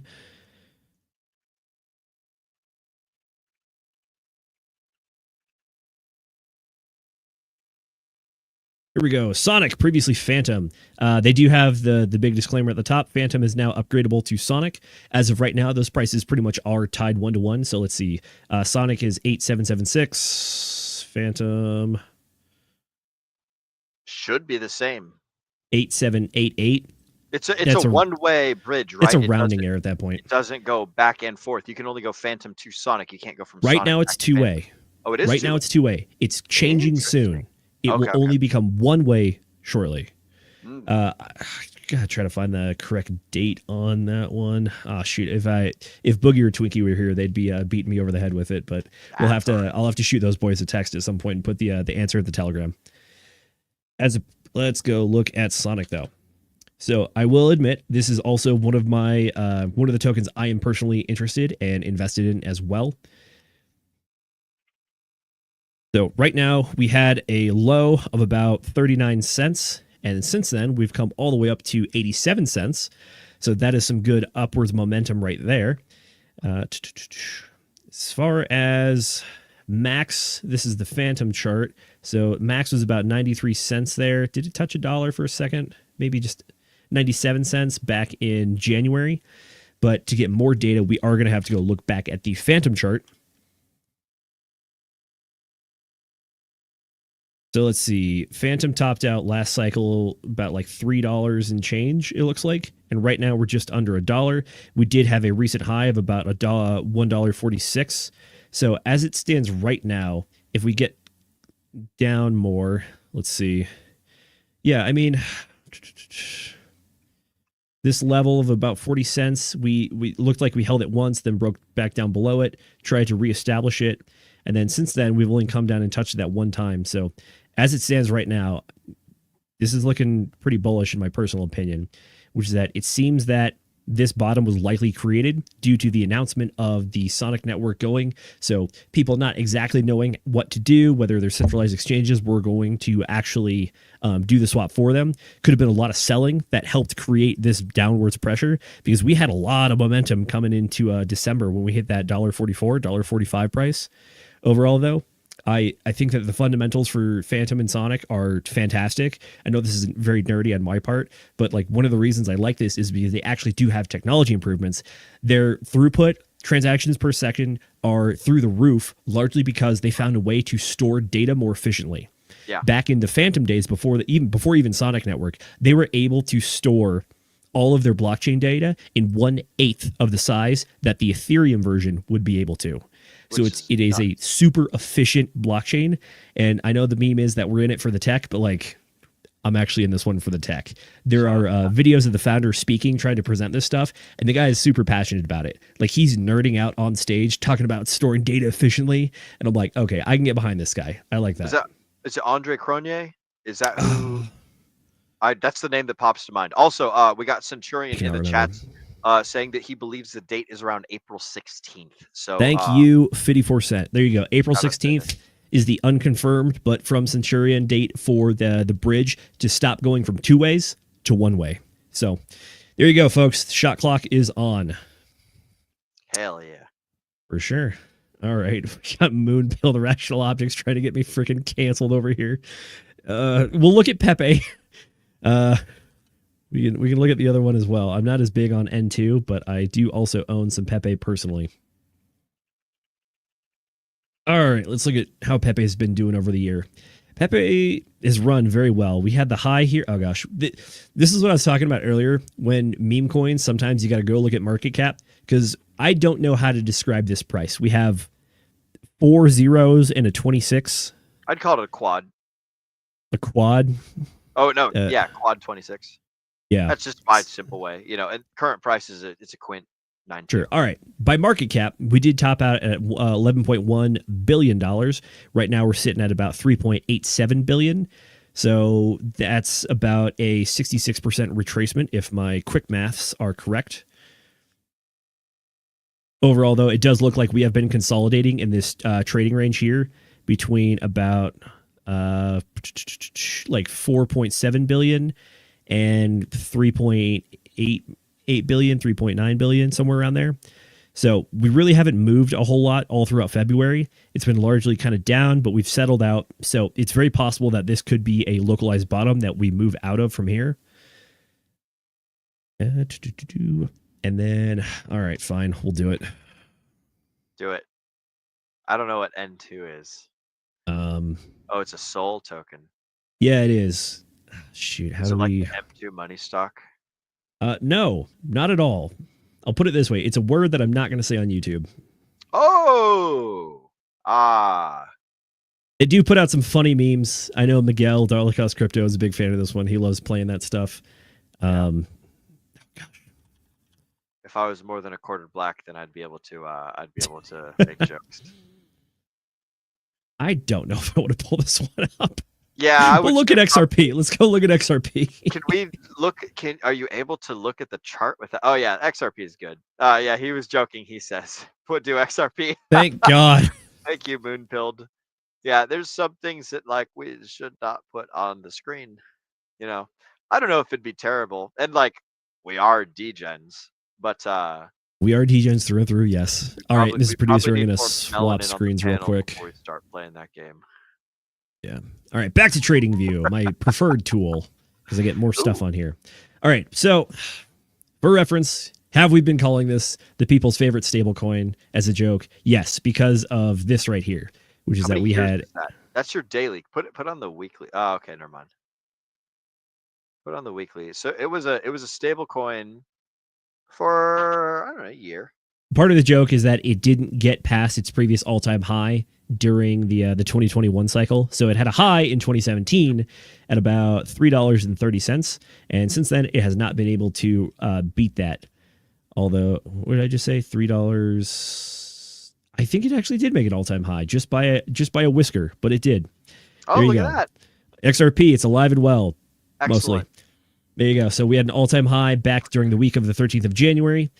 As far as our 20-week moving average, we are well above the 20-week moving average ever since these absolute just giga candles. I believe that was back when XRP won their court cases. If I remember my stats correctly, XRP did a 6x in the course of 28 days after they won their most recent court case. They've had a series of legal victories, but this was the big one that actually spiked it up pretty heavily. This candle right here, I'm pretty sure, is the first legal victory that they had back in July of 2023. Yep. And then this is the most recent one. So going and looking at the daily, it's a little more to the upside, but again, we do have a bit of a consolidation or trading range, very similar to what's going on with Bitcoin right now. So support level down about like $2, $1.98, and then our upwards range that we kind of got to get past is this $2.86. We did spend some time up above it for a bit, but then since then we've been back down. Looking at the the moving averages, we are above the 20-day moving average on it. We're sitting right on it, though. So this is a kind of a make or break point. It needs to get back above it to get back in that short-term bullish area. And then this blue line right here, that is our 50-day moving average indicator. So the 20 is below the 50, showing that short-term, we are going down. The medium-term indicator is starting to flatten out, though. So it could change course and head downwards, or it could continue its trajectory upwards if the 20-day can get back above it and keep moving in that direction. As we previously mentioned, though, well above the 200-day moving average indicator, which is our long term. So that's down at about $1.48. And right now, it's looking pretty healthy, especially considering what's up. That downward wick, but it's like this one right here. That's can you? That is the 3rd of February. That is the day that Jay and I watched the markets bleed out live. Can you pull up a larger time frame? Or a smaller time frame? Yeah. 3rd of February. There we go. Oh my God. Yup, there it is. There it is. Oh boy, that's a 1 hour. This is the 1 hour chart. Yeah. That would have been. It was very brief, but it got down there pretty heavily, and then quickly recovered back up to about $2.13. Yeah, that's RSI on the bottom right, not volume. Okay, yeah. Correct. There is. I don't have volume on this one. We can pull it up real quick. Yeah, I'm curious to see what caused it to do that. It's like 1 or 2 full stacks dumping. I do not. I'm gonna have to change my XRP chart to get volume data. Let's go see what Binance has for us. Don't worry about it. There you go. There's your volume. Okay. Man, I wonder what. Oh my God. Yep, that's the day that we're looking at. That giant red there. Yeah, that's the volume for the sell-off that happened that day. That is a lot of volume, folks. I wonder what was the thing that happened there? Just somebody stack Hitlering. That was the day that a lot of the Trump tariffs went into effect. What my understanding and my analysis of that situation was that the Chinese markets opened when we were live on stream. The running theory internationally was that the tariffs were actually going to cause a lot of turmoil in the markets, so a lot of people sold the anticipation of further downside progressions. But when the American markets opened up, pretty much like 8 hours later, they had a very different sentiment and instead said, "Thank you for the excellent buying opportunity. We will scoop all of this up." Yeah, Moonpilled Rational Optics, down in the comments, he remembers that day he bought ETH around $2,200. Good Attaboy. fucking snag. Well done. Good fucking buy. Hey, sometimes those limit orders hit. You just go put that limit order on the exchange. You're like, it might touch this. If not, we'll just pull it out and go re-enter at a different point. But for the folks out there that had those limit orders in, hats off to you. Well done. Well done indeed. So right there, Moonpilled. Good snipe in there, sir. Good snipe. Very nice.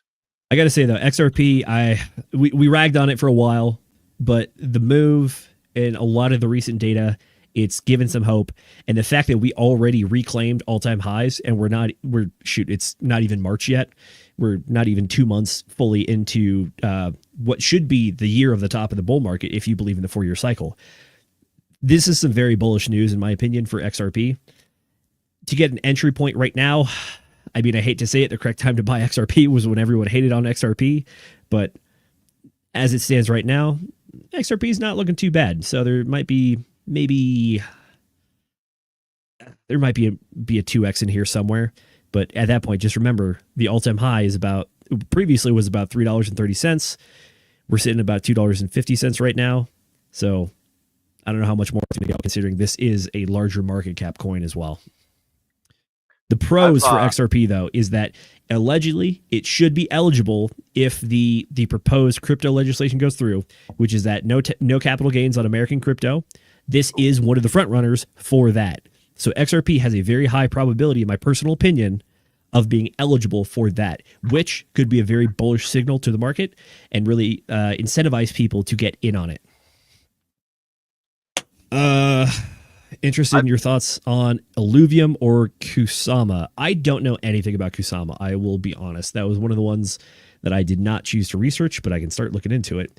Illuvium, though, I will say I do have Illuvium myself, and I had a slightly different play than Jay. Oof. Jay exited right around here at about $70. I did not. So for everyone out there that feels like, what the heck, what is going on? This is supposed to be the premier GameFi project in the space. I'm right there with you. All the fundamentals seem good aside from the chart. It still is the front runner in the space, in my personal opinion. It has multiple games out. It has successful brand deals with other large name stores like GameStop. They did a run of NFT discs, kind of like the booster packs for skins. They did a one with GameStop, a collaboration on that. That seemed very successful as well. I personally think that the reason we're seeing a lot of this dump is just weakness in the market. People might just not have the same hope in Illuvium or trying to rotate their stuff into other projects. And when we had the official launch of the Illuvium Overworld game, there's a lot of airdrops that went on, which means that there was an increase in the supply that kind of flooded the market. To the degree to which it did, I'm still unsure of, but it was a large airdrop to try to incentivize people to come play the game. And unfortunately, when you incentivize people with money just to get in the game, you end up with what we had last cycle with a lot of the GameFi projects, which is the play to earn model, which is because you spent your time here, we're going to give you a lot of tokens, which means that scarcity goes down and price typically goes down when scarcity goes down as well. So as it stands, I still think Illuvium is a fantastic product. And I have high hopes for that team. I think they do good work. They have a lot of stuff coming down the pipe. It's going to be new titles coming out. Kieran Warwick is I'm pretty sure he's the CEO or CFO. I can't remember which one. He's been talking about how they have a lot of titles, a lot of ideas they want to put out there. Now that they have their first full game released or their first few full games in a tied ecosystem all released, they're looking to do other stuff now. So I have hope. As of right now, though, the price is not great on it because this is technically a new all-time low. And at this point in the game, an all-time low at this point in the cycle is not great news, unfortunately. Yes. Can you scroll out to the last cycle's all-time high? Yeah, that's not looking so good. Yeah, not this is very good at all. Unfortunate. I will say, though, one of the positive things I can say is that the volume is massively up. So there's a lot of stuff going on inside of the ecosystem, even though price is largely down. And I'm referring to this section compared to the previous sections. So previous all-time high was about 1,925. Yeah, we're down at 18. I'm pretty sure that's close to a 99% down if my quick maths are going to be correct. Yep. 99%. Illuvium on Binance. Yeah. I've noticed. Cool. Illuvium, Real quick, can we Tether. Yeah, go for it. Yeah, can we pull up the comment from BLX? Ooh. Shout out to this guy, by the way. Absolute stud. Had a chance to hang out with him in Vegas. We had a great time. He says, I think Ethereum inflation needs to reverse for Illuvium to go up or quantitative easing to start. I would agree with you. So Illuvium is an Ethereum-based token as well. It's not a full-on layer 2, I don't think, but it is tied to Ethereum. The performance of Ethereum has not been helping it, for sure. And quantitative easing is the idea that money printer go burr. So if we get more injection of capital, aka fiat dollars get cheaper effectively because there's more of them, but still the same amount of stuff to buy in the world, then that is where we can start to see possibly an altcoin season happen. And what's prime for a good altcoin run? I think Illuvium's prime for a good altcoin run if it should happen. So hope is not lost. Sentiment very much down. Pain high. Yes. But at the same time, though, I think the fundamentals are good. It's got good bones. You know what I'm saying? It's good copium, Mr. Zenith. Good copium. There you go. I remember I thought about getting into Illuvium when I first learned about it at $80 per token, and then it dropped down to 40, and I was like, ooh, what an excellent time to buy. And then it shot up to 120. I'm like, damn it, I missed it. Now it's down at 20. So it's like, what an emotional roller coaster that I have not been riding. I want to I got one more goodie for the folks, if you don't mind. Okay, it came in at the last second from Jemmy, fan favorite of ours, so I'm happy to oblige. Let's do it. Yes. Take a look at Shadow, Mrs. Producer. I do have a screen share for you when you're ready.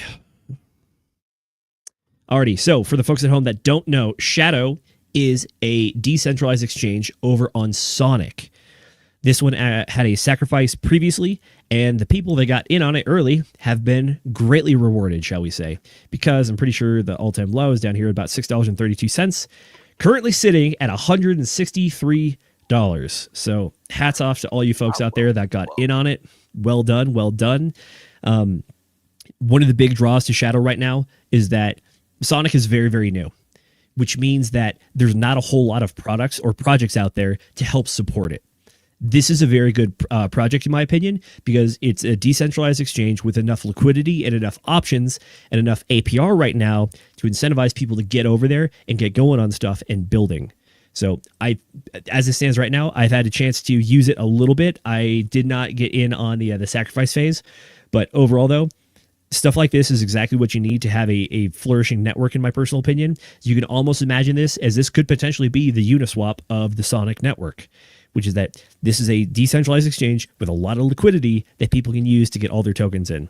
Decentralized exchanges like high liquidity because it gives you that good buffer and it gives you a lot of options. So it's easy to use and helps keep it. It's the lifeblood of the networks, which is that it really helps people able to make swaps without eating a lot of slippage, eating a lot of fees, or just a lot of negative things that come from low market cap and low liquidity stuff going on. So this should be a great support for the Sonic network.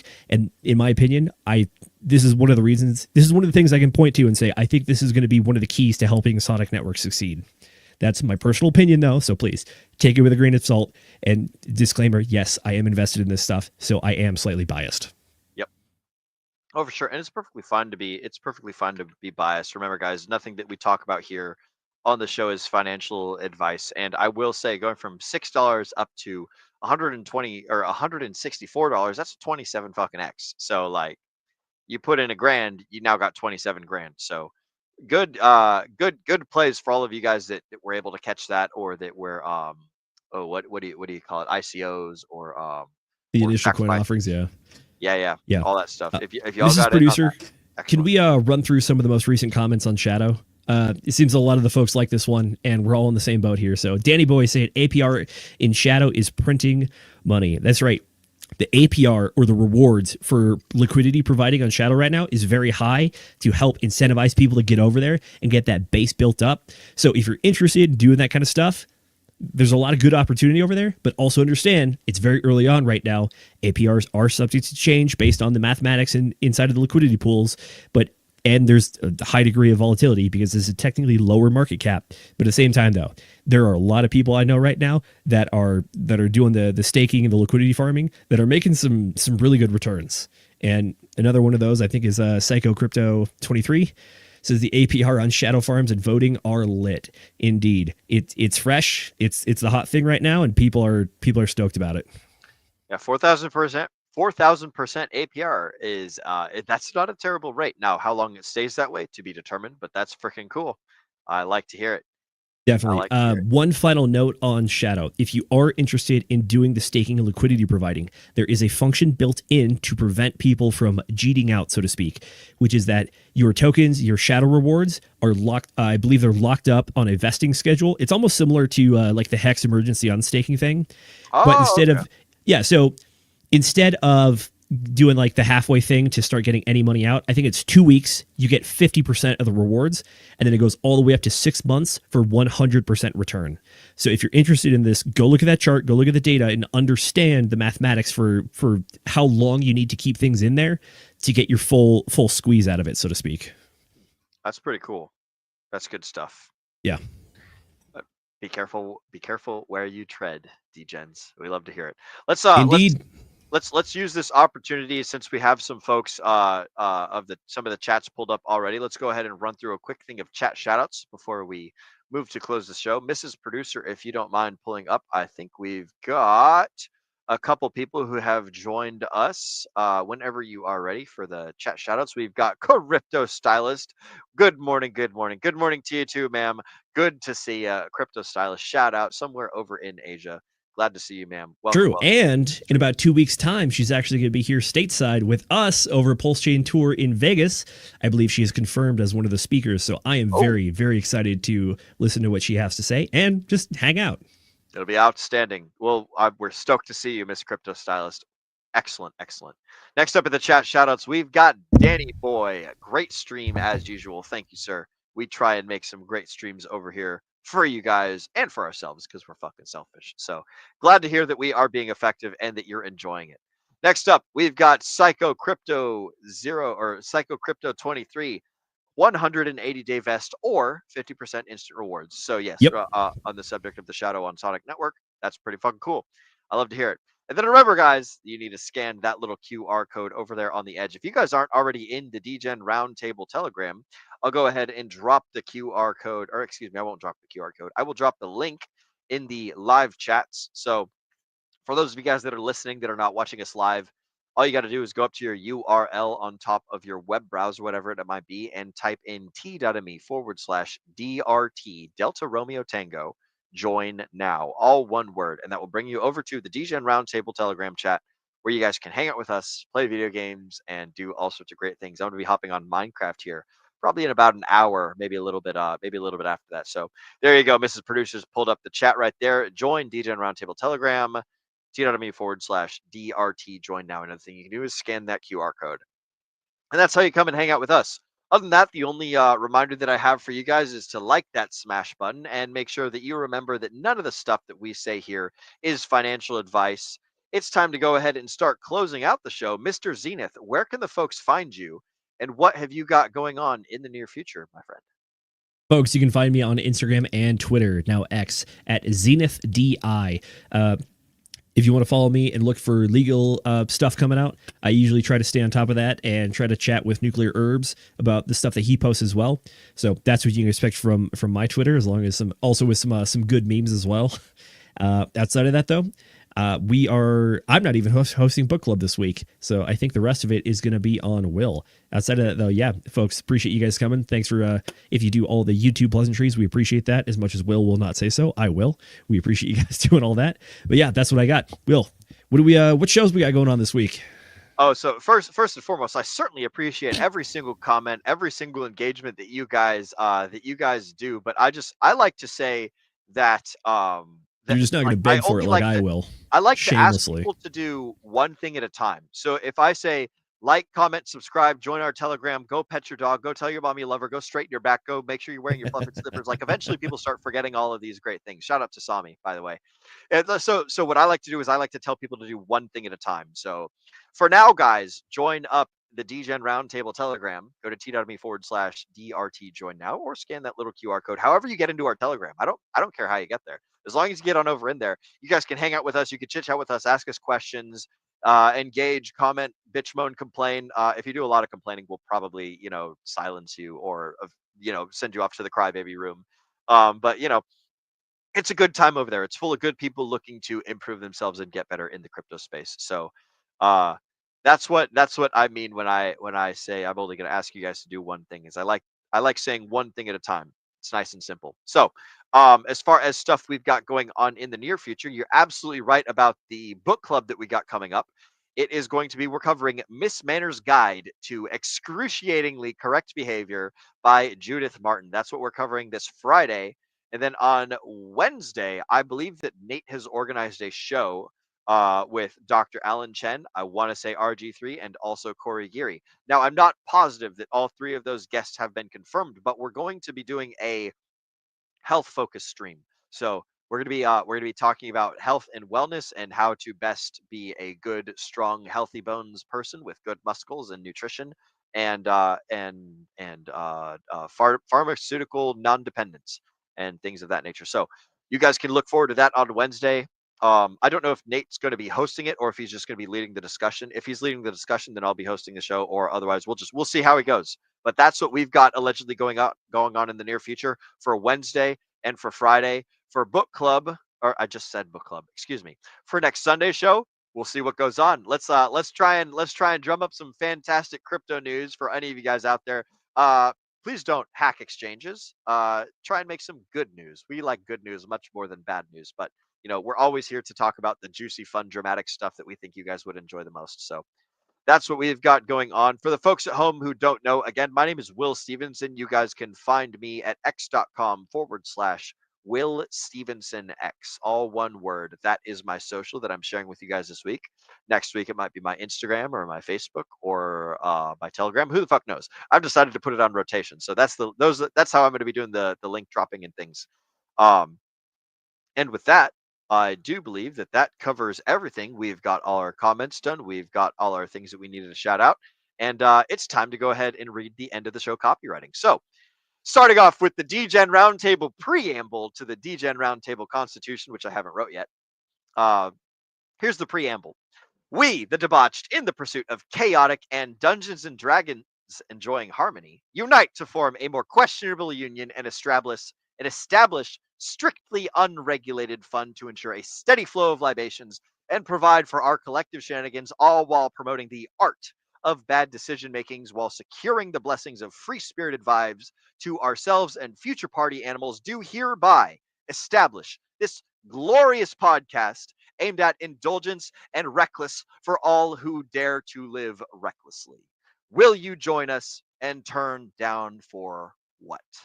I want to thank all of you for spending your valuable time with us here on the Degen Roundtable. As Agent J often says, we know that time is your most valuable asset, and we appreciate you investing it right here with us.